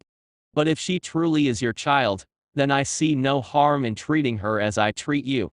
Temurai, having overcome her initial anger, actually cracked a smile. Well, I'm certainly not going to scream at the poor thing. Guess I'm okay with it. Oh, she's adorable. Vela's reaction caught everyone flat-footed. The Twi'lek showed the least restraint of all. She promptly embraced the girl as soon as she was introduced. She's like a doll. Miri actually squeaked, such was her shock at the sudden hug, her little cheeks flushing scarlet. Finally someone managed to pry the enamored former Jedi off the poor girl.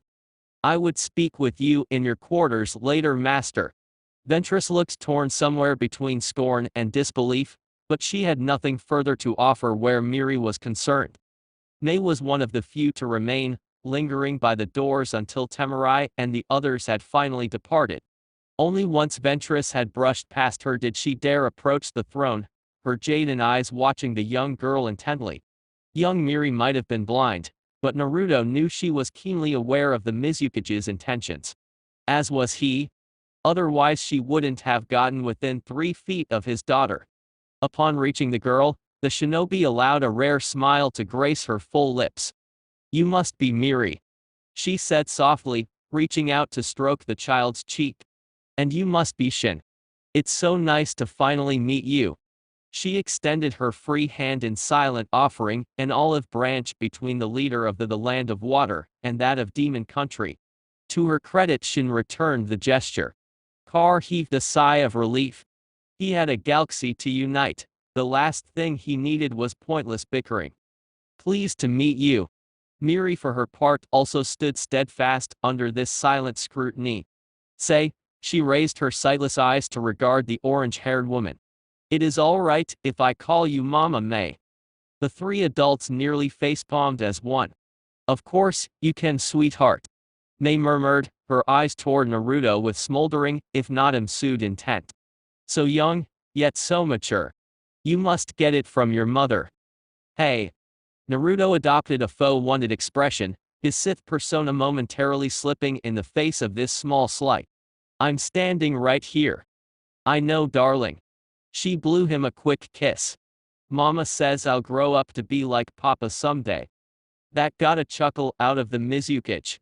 If you're anything like him, I'm sure you'll be a regular heartbreaker when you grow up. Then the little one surprised them all once again. Would you like to play a game? My's visible I wouldn't in light amusement. Why, I'd love to. She glanced to Shin for silent confirmation, seeing her discomfort. You're more than welcome to join us if you'd like. What about Sing? Shin asked. Naruto's smile looked as though it belonged on Lucifer himself. Leave that to me. Aura Sing awoke disoriented, angry and possessed of a throbbing headache to find herself in a large dark room, her body propped up on a small bed of cushions and pillows. Her baffling opponent was gone, which was no surprise. What was surprising was that she still drew breath. She had thought for certain that he would end her, that he'd keep going, and obliterate all her memories entirely, her mind with them. It would have been so easy for him to keep going, to just erase her existence. And yet, he'd held back. Out of some misbegotten sense of decency perhaps? Or was he deliberately allowing her a second chance on his life? Good. A challenging enemy was a worthwhile enemy. But he would not be expecting this. The Sith had thought he'd been able to scrub her mind, but he'd failed. Thanks to the tiny prosthetic computer implanted in the depths of her mind, she'd been able to erect a small synthetic bastion in her mind, walling off what was important, and giving up what was not, sacrificing it to Carr's attempt to dominate her mind. Her past was gone, wiped clean, leaving only the vaguest of impressiones in its wakes. Sing remembered who she was, what she was, why she had come here, and her insatiable hate for the Jedi, but beyond that, nothing. It was so strange. Her head felt empty, almost without purpose.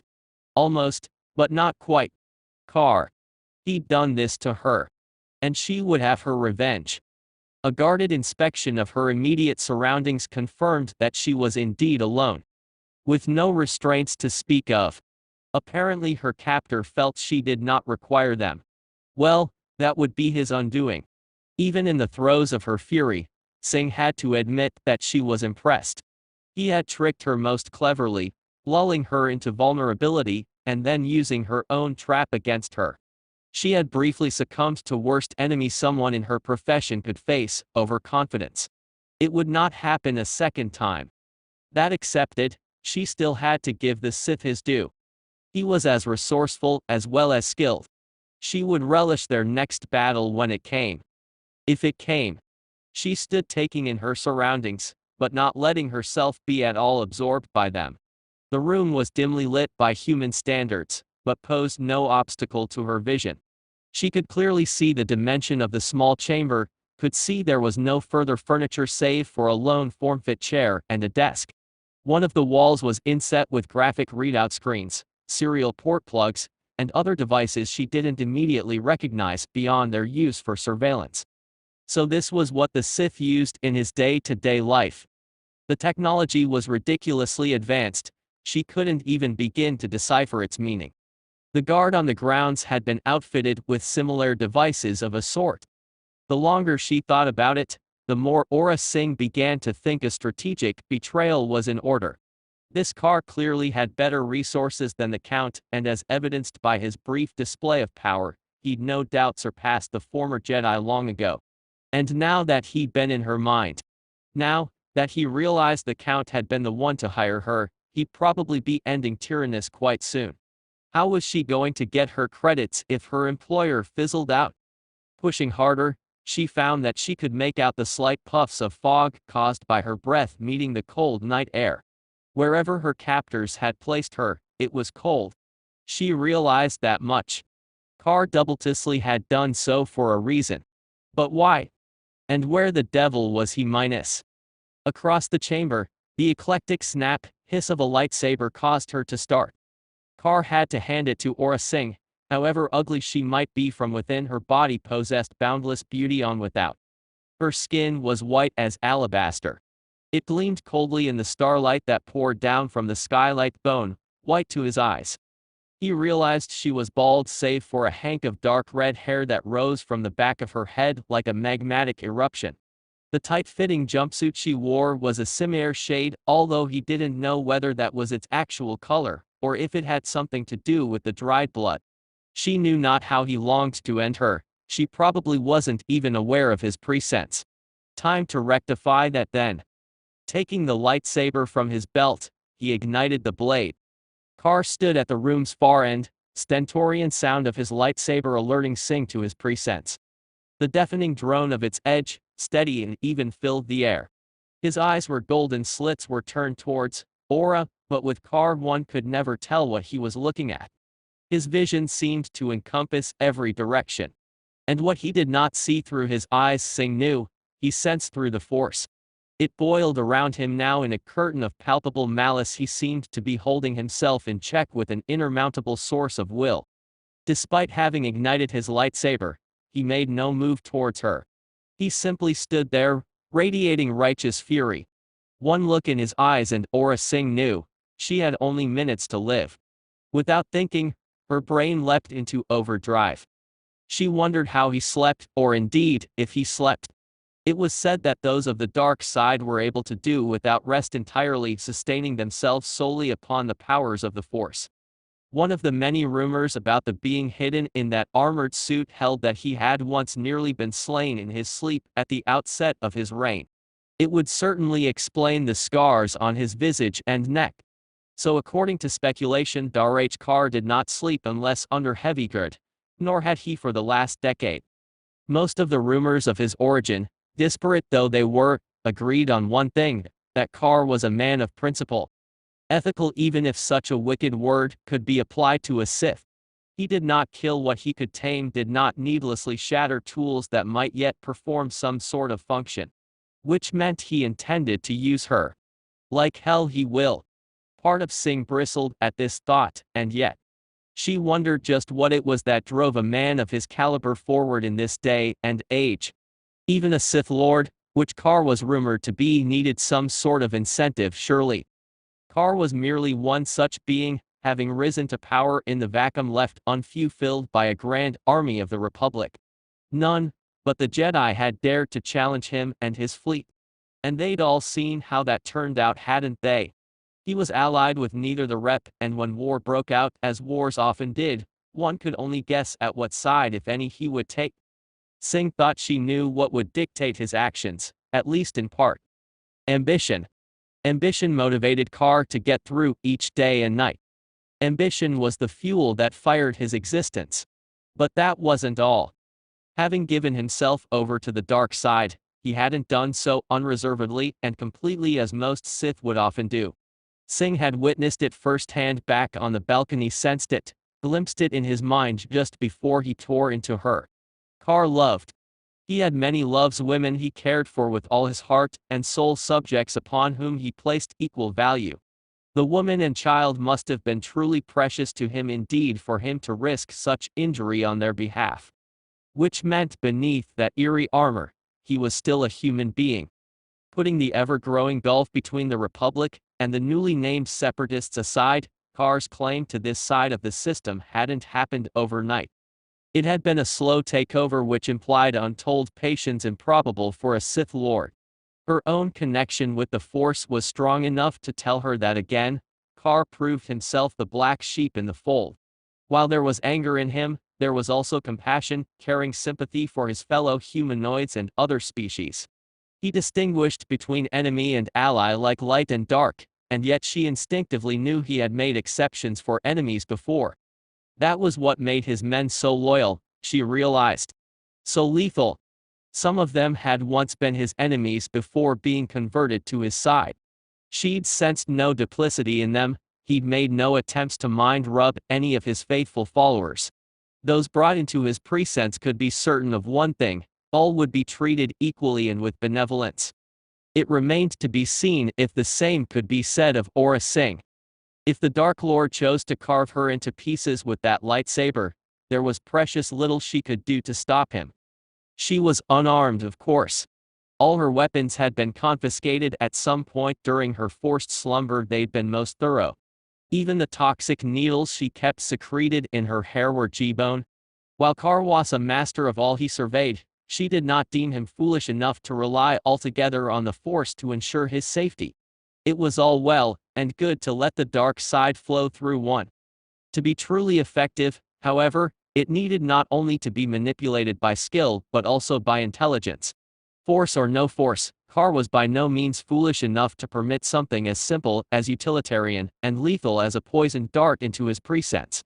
Now she would see if all her careful planning had paid off. The Dark Lord had begun to speak. "I am above all things a forgiving man." The Sith's voice was like an amplified whisper. If a knife could talk, this would be what it sounded like. He pointed one long finger at her. "I have butchered entire planets with my will alone, cut down countless lives for daring to challenge me, all without a moment hesitation. And yet, when asked for forgiveness, for fairness, I am more than willing to mete out my judgment. Aurra Sing, you have entered into my house, injured those to whom I have sworn protection, threatened those I hold most dear. What say you? And don't play coy. I know full well you still have most of your memories. A clever trick, I admit, one that I will not fall for again. Lord Carr." She didn't bow, save for a slight inclination of the head. If Carr was bothered by that, he gave no signs of it. "I humbly ask for you forgiveness. It was just a job, nothing more. You were my intended target, no one else. You have been known to cause collateral damage before. Indeed, your prescience precedes you." He tilted the lightsaber in his hand as thought inspecting it, and it was with a sudden flash of gall that Singh realized he was holding her lightsaber. Hers. She tamped down on that furious flash of indignation, determined not to let it show. His words didn't fool her, though he might be masking his anger. She knew that the slightest slight would send it boiling to the surface. So there she stood, helpless as he closed the blade down, willing herself to take the next step to ensure her survival. Only to someone who knows the Force.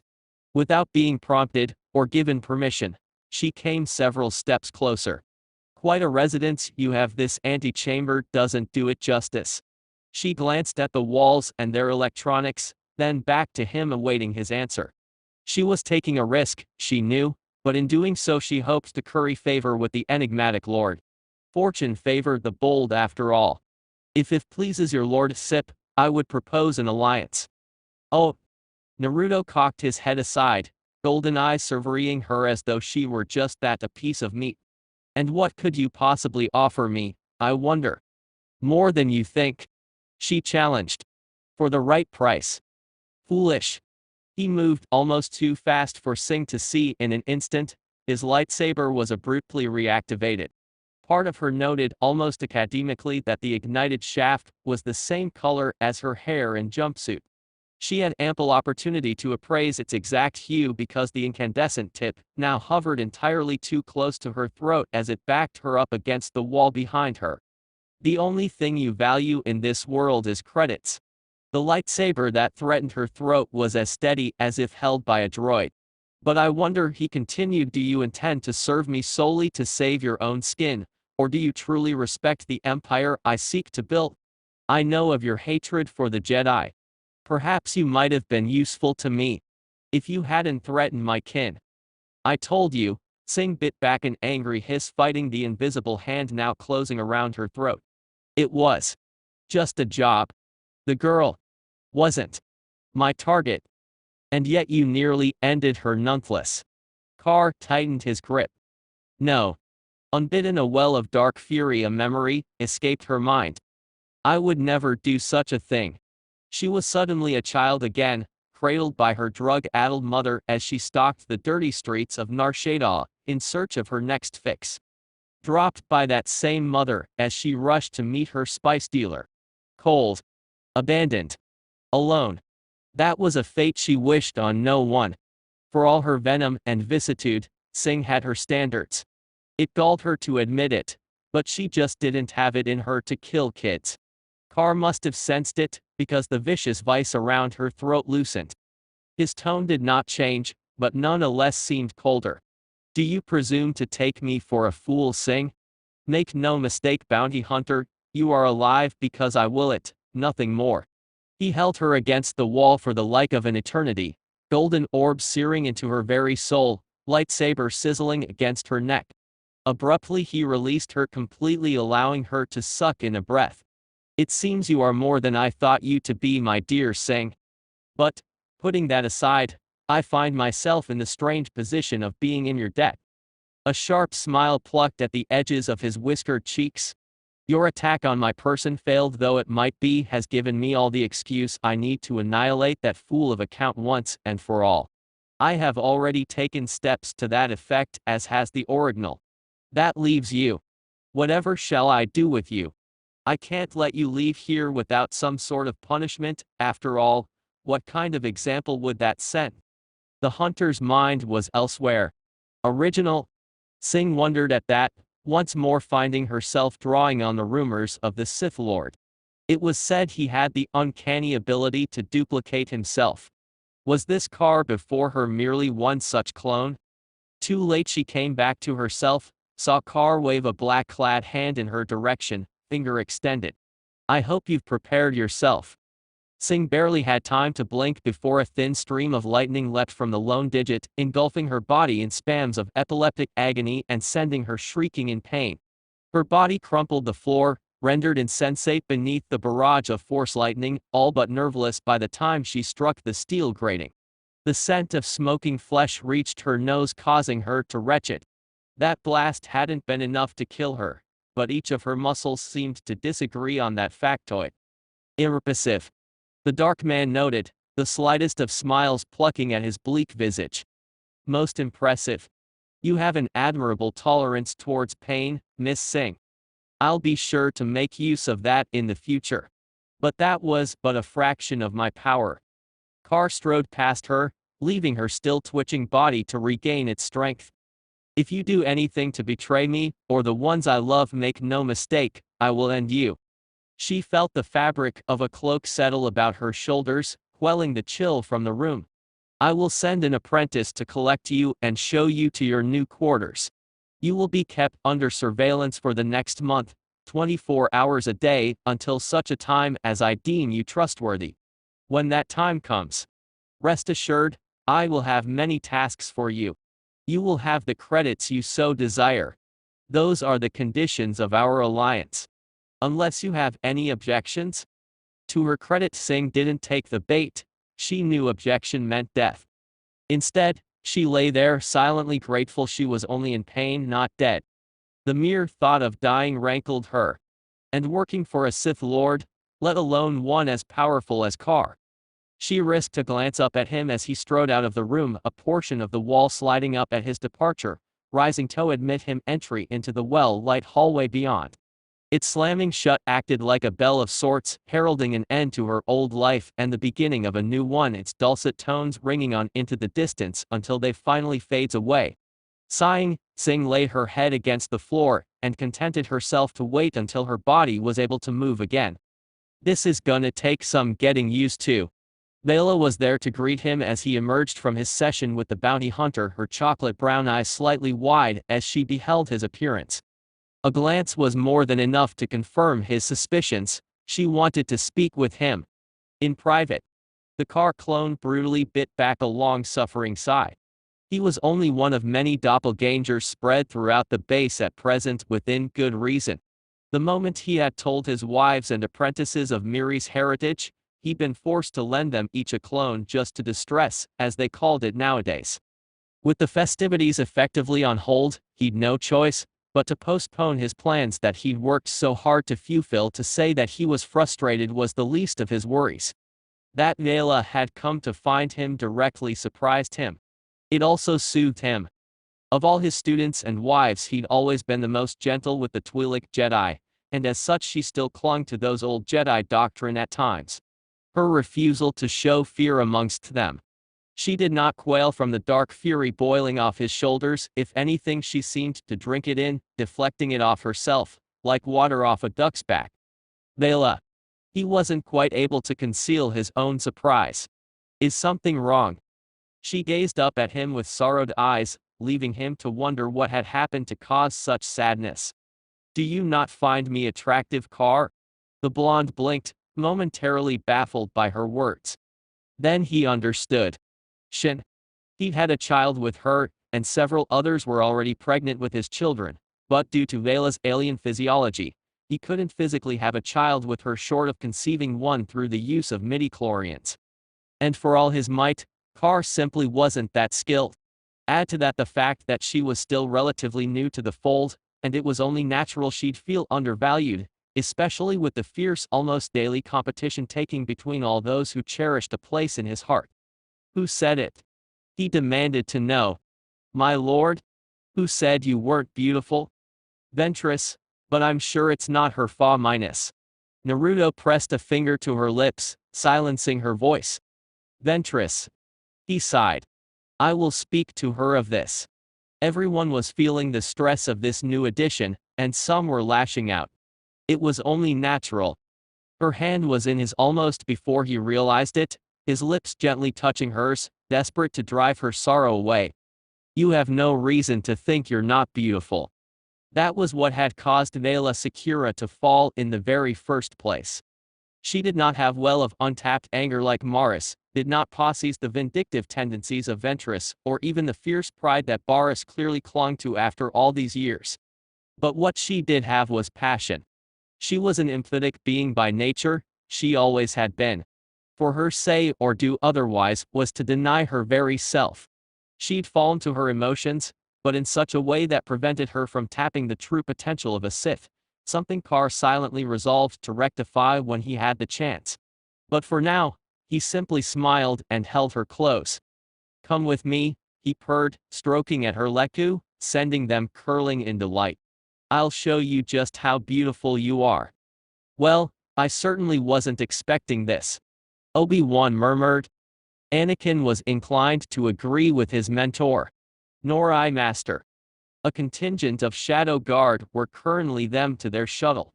They had been assigned a 5-minute window to leave the planet before Carr's orbital stations blew them clear out of the sky.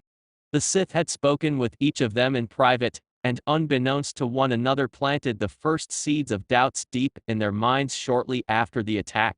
Then he'd sent them on their way, claiming he had no further use for them at the time. And so here they were, their lightsabers returned to them free to go. There was just one catch. Two, actually. Master Shak Ti, however, and to Anakin's sincere regret, was not be accompanying them. He secretly wondered if Carr had gotten to her as well, broken her like he'd broken Brood and the others. The second was that Carr had resolutely refused to return them their clothes.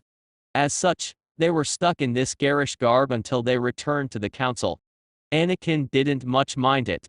He thought black rather suited him, and the sight of the normally Master Kenobi squirming in these outlandish garments almost made up for this disappointment of a planet. You seem tense, Master. Skywalker's smile wasn't entirely forced. It's these blasted clothes. Kenobi grumbled, tugging at an overly long sleeve. How do the people of this planet wear these things? Anakin laughed. I think it suits you. Obi-Wan harumphed, his mouth twitching noticeably beneath the beard, but his words were without rancor. Oh, shut up. Though neither Jedi would ever speak to the other of what had transpired here today, Anakin remained certain things had changed between them. He couldn't put his finger on it. Only that they must have. There was an uneasiness about his mentor and edginess that hadn't been there before. He felt distant and preoccupied in the Force. He had no way of knowing that Naruto had spoken to his master of Siri, shaking his beliefs that his one-time love no longer harbored any feelings for him. Keep it moving, Jedi. Grievous barked, his words rife with derision. I'd hate to see something happen to you. Ah, yes. Kenobi replied tactfully. Perish the thought. Anakin quietly clutched the comlink Carr had given him, secreted away on his belt. He could no longer contact his mother with it, but just holding it somehow bolstered his confidence. Patience, my young Padawan. His master cautioned. This Dark Lord will reveal his hand in due time. For now, it is up to us to relay this information to the council. Yes, master. The words were a litany, but Anakin felt it necessary to add to them. As well as those clothes. Oh bollocks. Although he was delighted to be reunited with his master, and perhaps just as if not more so pleased to be off this tempting planet, Anakin Skywalker couldn't quite drive the Dark Lord out of his mind. Naruto embodied the very essence of the dark side, and yet, in some strange way, a Padawan almost. Dot admired him.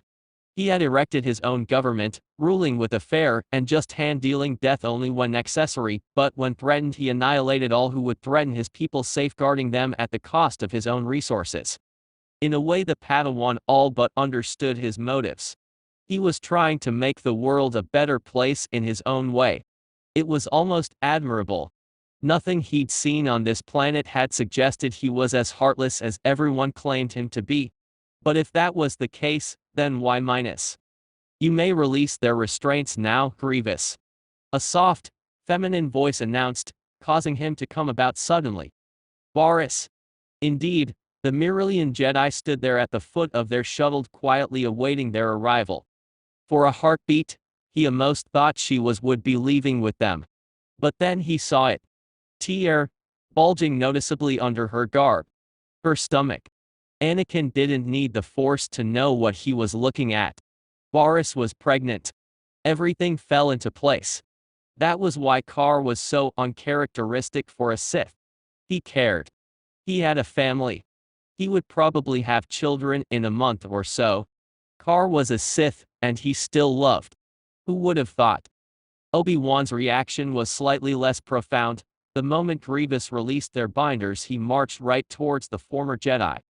You're looking well, Padawan. Boris shook her head. You know, I'm not a Padawan anymore, Obi-Wan. No, you're not, are you? You should come with us. Kenobi insisted.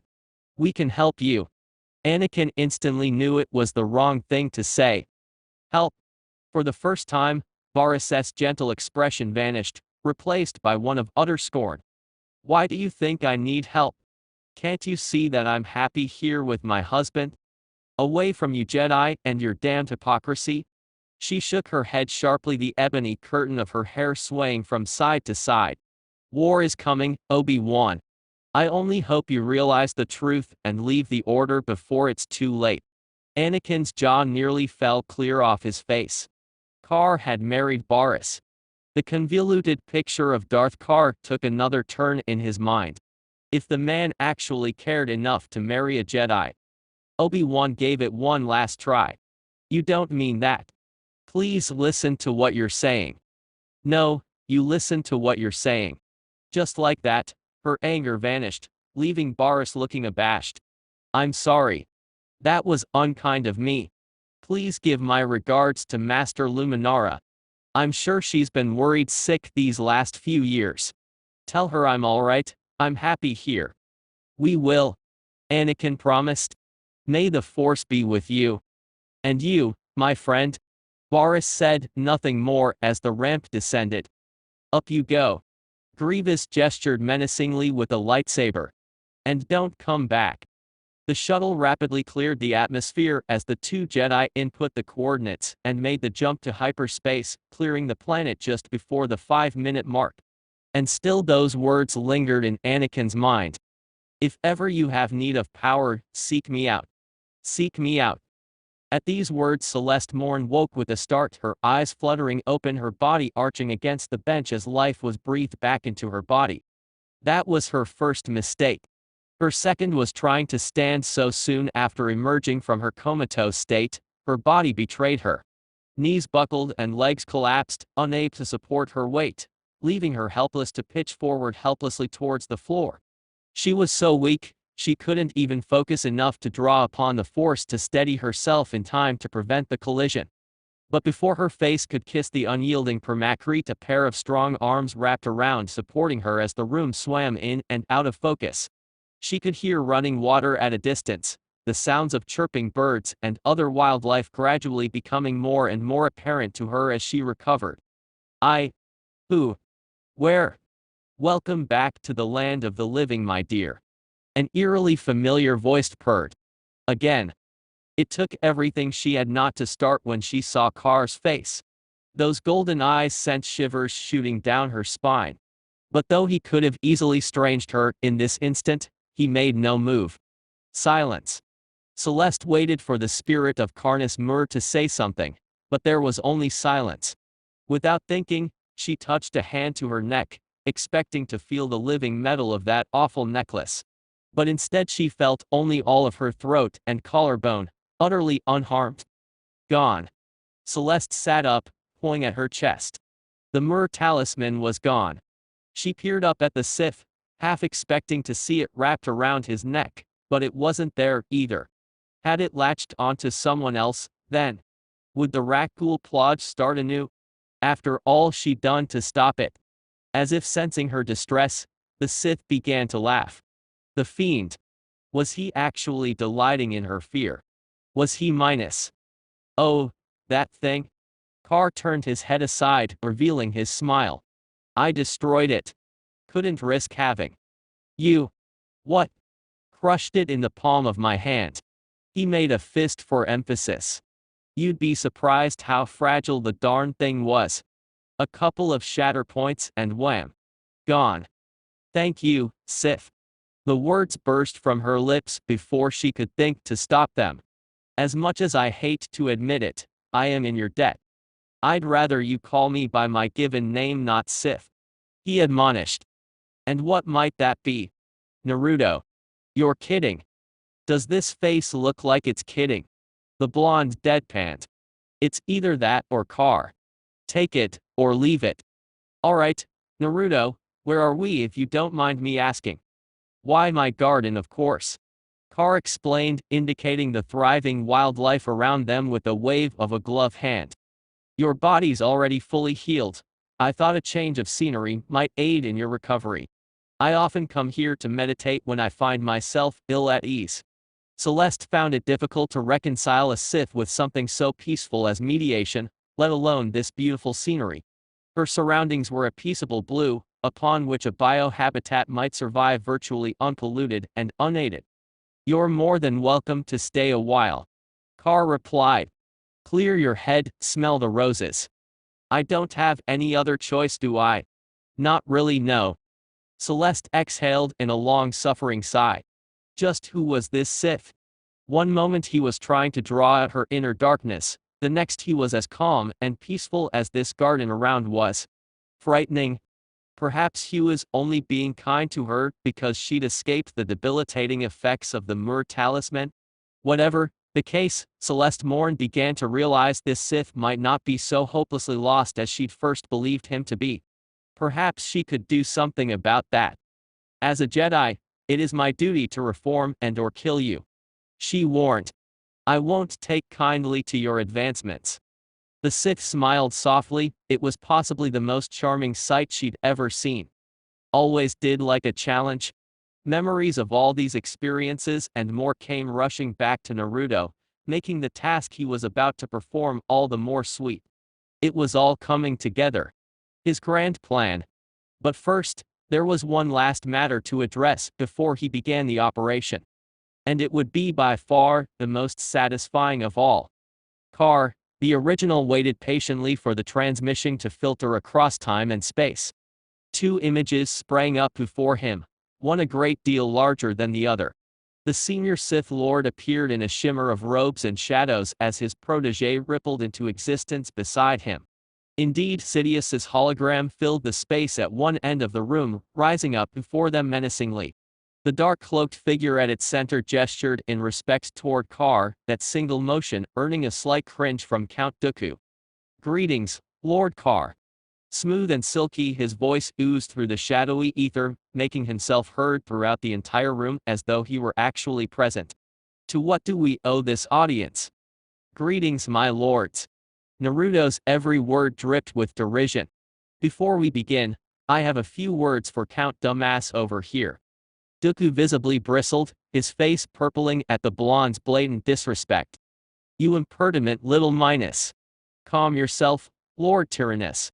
Darth Sidious soothed, hands spreading in a placating motion, hidden within his dark robes. "Let him speak." "Much obliged." Like an iron trap, Naruto's gaze locked on to the Count's own. The sheer intensity of his stare, the sudden ice in his expression was enough to silence the room. Nothing moved. Nothing at all. And then he spoke, voice black as pitch, eyes cold as the coldest winter. "Did you really think you could kill me? What nonsense is this?" Dooku scoffed, but it was there, the slightest narrowing of his eyes through the hologram. "Master, surely you do not minus." Lord Tyrannus Sidious whispered softly, his voice dark with malice, "Surely you did not disobey my edict." "Oh, of course not, Master. Believe what you will." Carr shrugged. "It doesn't change the fact that there was an attack on my compound. Perpetuated by Aura Singh. She was so kind to identify her employer before I killed her.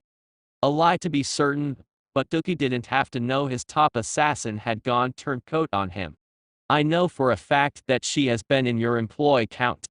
Were you so furious that I took Ventress from you, that you needed to last out and reclaim your honor? Pride dictated your actions, now it is your pride that I'm going to destroy. You're no better than an Uchiha, and you're going to be slaughtered like one. With your head on a pike." His gaze switched to Sidious. "And as for you, don't think I don't know your game. You may play the part of the benevolent master, but you're worse than Orochimaru. I doubt you know who that is exactly, but trust me when I say you've got absolute scum to be worse than him. You want to rule it all, put everything under your thumb. Well, I've got news for you, Palpatine," and here his grin did grow another inch. "Ain't gonna happen. I may not be able to reveal your identity to the world, as I very much doubt anyone in the Republic would believe me, so I'll settle for the next best thing. I'm going to ruin you. Know this. I am more than just Uzumaki Naruto, more than Darth Carr." "Who are you then?" Sidious challenged, momentarily bemused. "I am vengeance." Naruto spread his arms wide, his shadow seeming to encompass the entire room. "I am the night. I am BA-." Abruptly Carr frowned and checked his notes. "Oops, my bad." He chuckled, sifting through the papers. "Wrong speech. Let's try this again. I am order. I am unity. I am everything the two of you fear. Everything you fail to be, and will never become. I will take this galaxy and unite it. I will create a world so bereft of darkness that there will be no place for the likes of you or myself. I may be loathed for this, I may even be spat upon by those for whom I care and love. But I will prevail." His gaze pinioned the two Sith Lords with a furious glower, golden eyes narrow with disappointment and anger. "Wanna know the funny part? You could've been a part of this. I had thought to work with the two of you to establish a true era of peace, but I see now that so long as you remain, my dream can never be realized. Your legacy is always to betray one another. Killing one of you would serve no purpose.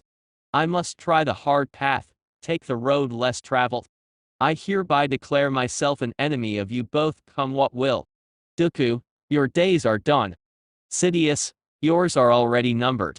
I will leave you each a month to make peace with your lives, and amass your forces before I come for you, and know this, it won't make any difference.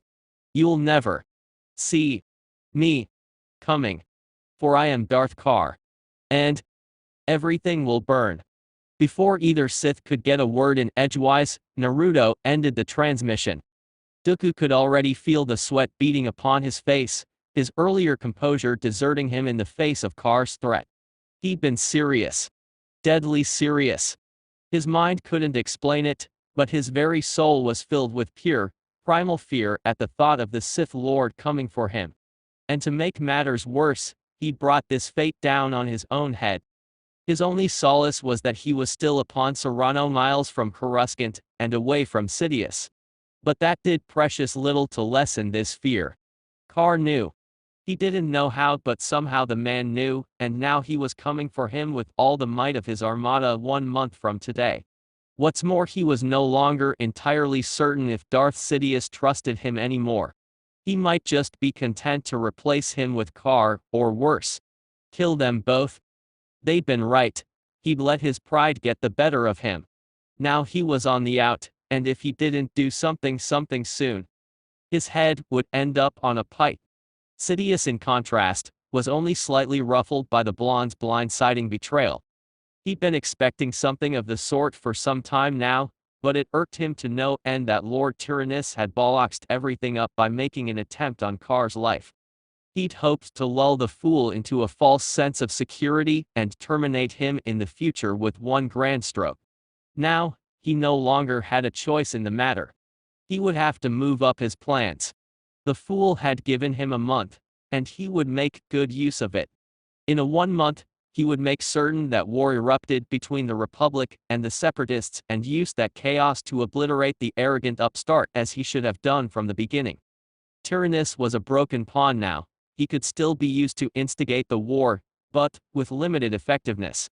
No matter. When the time came, Skywalker would be more than a suitable replacement for him. If this eerie sense of foreboding in the matter would just leave him be. Surely Carr hadn't done something to the boy. Or had he? The boy was young, and with youth often came arrogance. He wouldn't put it past him. If that were truly the case, then he'd just have to use his trump card. Surely a month would be more than enough for those cloners on Kamino, and with the appropriate tissue samples. Pushing a hand through his graying hair, Palpatine extracted an encrypted comlink from his desk and made a call. It was time. Time for the contingency plan. Chapter 12, Predator. I am your wrath, your anger, your hate. Predator. The fleet arrived in darkness. In the cold, unfeeling, emotionless void known as space they appeared. Summoned by their master's signal. Dreadnoughts, corvettes, frigates. Last came newly christened star destroyers, those grim, triangular shapes streaked with black and mottled gray. Dropping out of hyperspace one by one, then in the dozens, hundreds, thousands, until their numbers soon smothered the eastern hemisphere of Sereno in its entirety, threatening to blot out the very stars themselves from orbit. From a distance, the blue jewel looked as though it were swarmed by tiny insects, besieged by sharp, angular shapes and deadly-looking triangles. Their purpose here in the outer rim was twofold: the capture of Count Dooku, otherwise known as Darth Tyrannus, and barring that, the destruction of the planet itself. Darth Carr found it fitting that his tribe of Sith would gather here, striking at a place that often defied authority. His personal flagship, the Vindicator, lay perched at the back of the Armada, allowing him to watch as still more of his fleet jumped into the system, more insects as it were, come to bite the giant. Standing at more than 19,000 meters long, the Super Star Destroyer resembled like a giant dagger from the outside, its scarlet, bloody hull ready to plunge into the heart of Sereno and silence her once and for all. Isn't it glorious? The words were spoken as much to himself as they were his crew. This is all possible only because of you. He felt their eyes fall upon him and inspired, he continued. You have followed me over the last 20 years, aided me without fail until this very moment. Today is as much your accomplishment as mine. This world shall be the first. His voice, deep and booming, amplified by the force carried across the deck. The first of many. For too long have we hidden in the shadows, waiting, biding our time. Nursing our wounds in the dark, hiding like prey. No more. No. More. A gloved fist rose, the dark fabric clenching around his triumphant fist. Toto, why is the day we strike? Today, we tell the world, the galaxy, the very universe itself that we are not to be trifled with. That they are the prey. Today. He paused, letting those words, the encouragement, the charisma, wash over them all. Behind the mask he grinned. Today, we are the predators. A grand cheer greeted those words. Naruto took a moment, letting those powerful emotions wash over him. Strengthening him. Empowering him. You have a way with words, I see. What can I say? It's a gift. Once more Carr was grateful for the mask, because it hid his cheeky grin as Ventress sidled up beside him. His arm instinctively found the groove of her waist, pulling her into his armored chest. Her body yielded to his, her own hand drifting to his chest. When he looked down, the expression on her face was one of pure rapturous delight. She was enjoying this. Looking forward to the death of her master, the one who had betrayed her and left her for dead, her vindication finally at hand. You promised me you'd kill him and here we are. She murmured, content. I'm surprised, you kept your word. He frowned, taking his gaze from the stars. Why? Her expression faltered, a hint of color staining her otherwise white face. When you left, I thought. A touch of anxiety needled him through the force. Ah. She thought he'd leave her behind because of the child. Because she was pregnant. He'd only brought a handful of apprentices with his for this task, rather than his wives, trusting them to the wise counsel of Shikamaru. And yet Ventress still doubted him, feared being left behind due in no small part to her impending birth. Well, they couldn't have that now, could they? He squeezed her tightly, drawing Ventress closer to his chest. Her eyes widened slightly, and in the next instant his unmasked face kissed her with such ferocity that she was left momentarily winded. I wouldn't dream of leaving you behind. He growled, the sound sending subtle shivers shooting up and down her spine. Believe it. Ventress preened proudly. Save it for the bedroom, flyboy. Naruto laughed, kissing her again. I'll try to remember that. Together they had a perfect view of the festivities from the command center, bearing silent witness as the fleet encircled the planet. He watched it all from his flagship, clad in his resplendent black armor and cloak, his shoulders stiff and erect as he absorbed the full shock of the planet below. Ships were being marshaled, forces rallied to meet this sudden assault. Too slow. It was almost disappointing, really. He had given his enemies a month to prepare as promised, and now, it was time. A mere glance into the force confirmed that Dooku was indeed still on the planet below, radiating shock and surprise. Not much longer now. He'd been caught completely unawares, unprepared, and now he would pay the price. For daring to strike at him, his family, his child, he would lose everything. He would pay. Oh, would he pay? Watch your thoughts. Celeste chided from a nearby console. They don't become you. Naruto scoffed, dismissing her with a wave. Says the former Jedi letting me nuke a planet. The former Jedi in question colored mightily at his unexpected jab. Given the situation, I wouldn't call this light or dark. At the latter's bemused look, she hastened to continue to explain. In my time, the people of Sereno openly defied the Republic for some time. I can't claim any of them to be innocents now, even so. See, that's good. Life isn't light and dark. Just gray. And Dooku's about to get a lot of gray. Vela gulped quietly from her place at his left, cringing at the dark thoughts radiating off her beloved.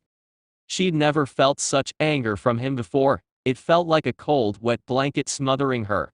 She didn't like it. Her heart was with the man who could be warm and caring, not this angry specter of doom and demise. Part of her longed to say that, to ease him out of his self-inflicted anger, if only to rid herself of this terrible dread. "I'm fine," he soothed, stroking her cheek. "Just fine. Or I will be once this is over. Soon. Promise." His kiss was sweet and gentle, it made her leku curl until he finally released her. His smile when she saw it was warm as sunshine. "Promise." Then his masked head turned towards the gunnery station. Crisp words followed. "You may fire when ready, Captain." Lekov saluted sharply and turned his attention to the main gunner, simultaneously hailing the entire fleet as one. "All ships, open fire." A terrible silence followed. And then, the Vindicator trembled slightly as every one of her turbolaser batteries opened up, streaks of green flame shooting forward towards the planet below. Then the other ships unleashed hell, streaks of red and blue, and an angry white streaking down from his mismatched fleet to pound into the planet below. Into the palace the reckless Civ Count often used as a base. Screams of terror and fear filled the force. Fire rained down on the world. And Darth Carr laughed. Dooku started awake, with a violent jolt. All around him the force screamed in agony, hundreds of lives snuffed out in an instant. Once, as a Jedi, this might have pained him. Now he felt little more than a dull ache in his chest, an ache eclipsed by the sudden and savage realization that everything was shaking itself apart around him. What minus? His next words were drowned out by a rising high-pitched wail that seemed to come from everywhere at once. A knot of dread formed in his stomach as he dragged himself out of bed, stumbling.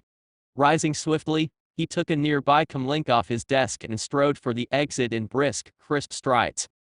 The planetary defense alarms had sounded. Was still sounding. Enemy forces, Carr's forces, were in orbit. Carr didn't need him alive, he just needed him dead. He wouldn't bother landing any troops, he'd just bomb the planet into dust and make sure nothing lived to interfere with his plans. Desperately, he tapped his comlink, trying to reach the hangar and tell his servants to prepare his ship, but the connection didn't go through. The relays were already down. He stumbled outside into chaos.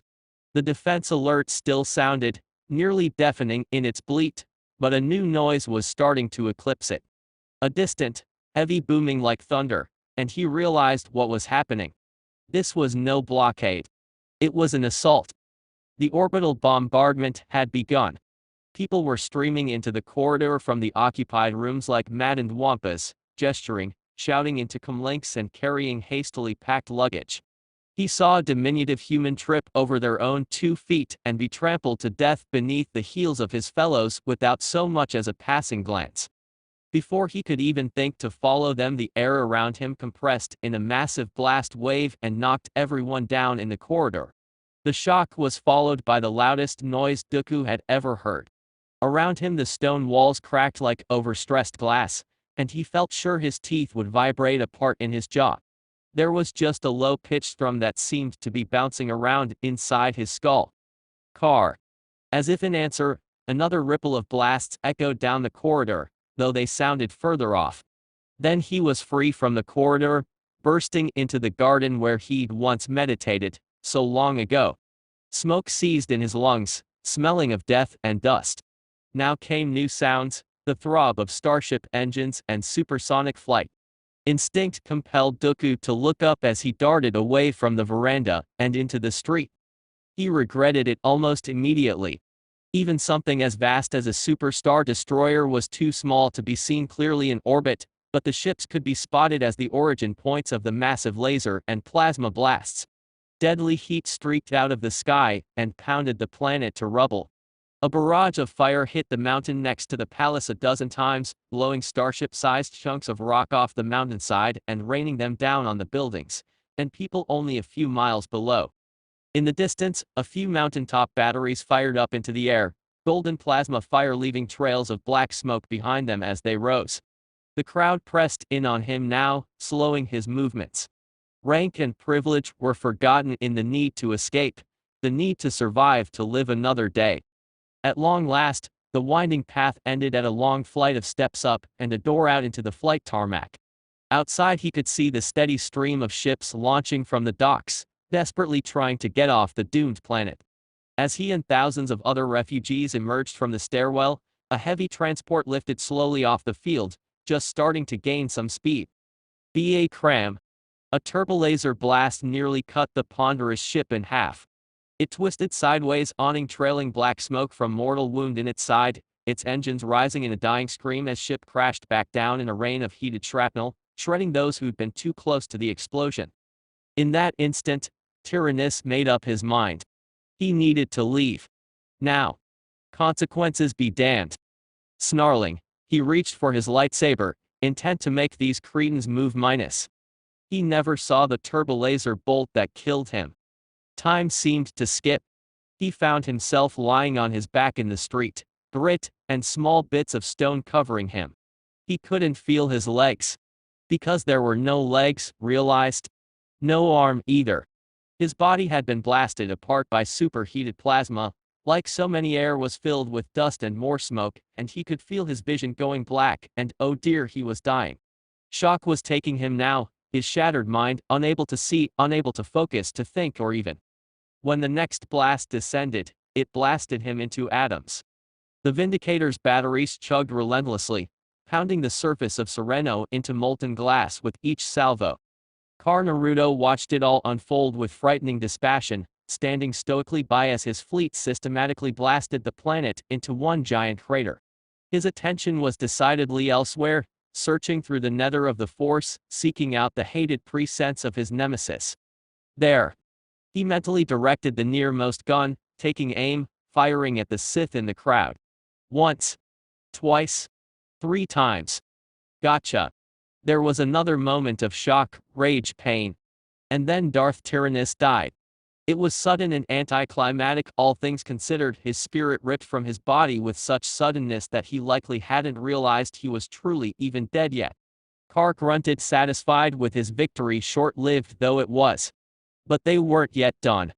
Prepare to launch, all fighters on my mark. He commanded, addressing his officers.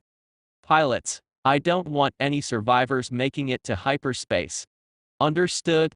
To some, it might seem contradictory to his plans. If no one escaped Sereno, then who would spread the tale? Who would tell of what had happened here, regale people the savage slaughter that had taken place? Ah, but that was the idea. The concept of a hard, fast strike with absolutely no witnesses was exactly what he wanted. It would simply pit the Republic and Separatists even further against one another. Their stupidity made him proud, it did. Crisp, brisk strides carried Carr out of the elevator and into the hangar bay where the rest awaited him. He passed countless vessels as he made his way towards his own quintet of Chiss Clawcraft, a pair of battered headhunters, even the newer, sleeker models of refitted blast boats, before he found his craft waiting for him near the blast doors. He took a moment to compose himself, then asked, "Ready, ship?" "Am I not always ready?" came the reply, echoing through the corridors of his mind. Naruto chuffed softly. "Sheesh, it was just a joke." "Your jokes still leave much to desire, Darth Carr." If the ship had a face, he would have sworn it just deadpanned. "Come now, its hatch irised open, we have a battle to win." The Sith Lord nodded and strode up into the bowels of his craft. "Indeed we do." A mal-programmed Sith meditation sphere, ship possessed a round cockpit and resembled the Yuuzhan Vong creations he'd seen in his dreams. However, it was wholly inorganic and had a rusty red-orange color. Its main weapon could make shrapnel out of most targets. The interior was blessedly bare, devoid of all distractions. Naruto calmly folded his legs and sat in a meditative posture in the center of the cockpit and communicated mentally with ship. "Ready yourself." Then, stretching his senses outward, he communicated with the rest. He felt a thrill of dangerous excitement from the hangar bay as Hanabi completed her pre-flight check and gunned the engines. "This is Ghost Leader," he said. "All squadrons, check in. Ghost 1 ready." He preened at the crisp tone ringing in his beloved's voice as he stepped away from the command center and descended into the elevator. She might still be sulking about Miri and Shin, but when it came right down at it, she was still a professional and a damned good one at that. Ghost 2 ready. Grievous's guttural voice sounded off. Ghost 3 ready, answered Brood. So it went, until all 12 wings had checked in. Naruto slid his mask on once more, the blank slate hiding his smile, his face away from the world. Launching fighters. The blast doors swung open with a harsh bang, and ship shot forward into the fray, swooping down like an angry hawkbat on the unsuspecting ships just beginning to rise from the surface of Sereno. Angry red spheres blasted forth, obliterating a pair of light cruisers and an early Y-wing well past its prime before bursting past and onto fresher targes. Down, he thought, and the vessel obeyed, carrying him towards another pair of transports. Seconds later, they were so much shattered steel venting oxygen. Across the comlink, Hanabi gave a wild whoop of delight, a sound that would have terrified most men. He knew at once she wasn't pleased with having lost her kill. Hey, save some for me. Naruto's only response was to laugh. What followed was blessed, glorious combat. Naruto gloried in it all's the sweet feeling of thinking his actions and having ship obey, his will made manifest. After years of waiting, it was time. His threat had been issued, the deal broken. War was upon them. That's it for this part. If you enjoyed it, then like, share and subscribe for the next video, as it's going to be more interesting, and also check out my other playlists. Hope you would like them too.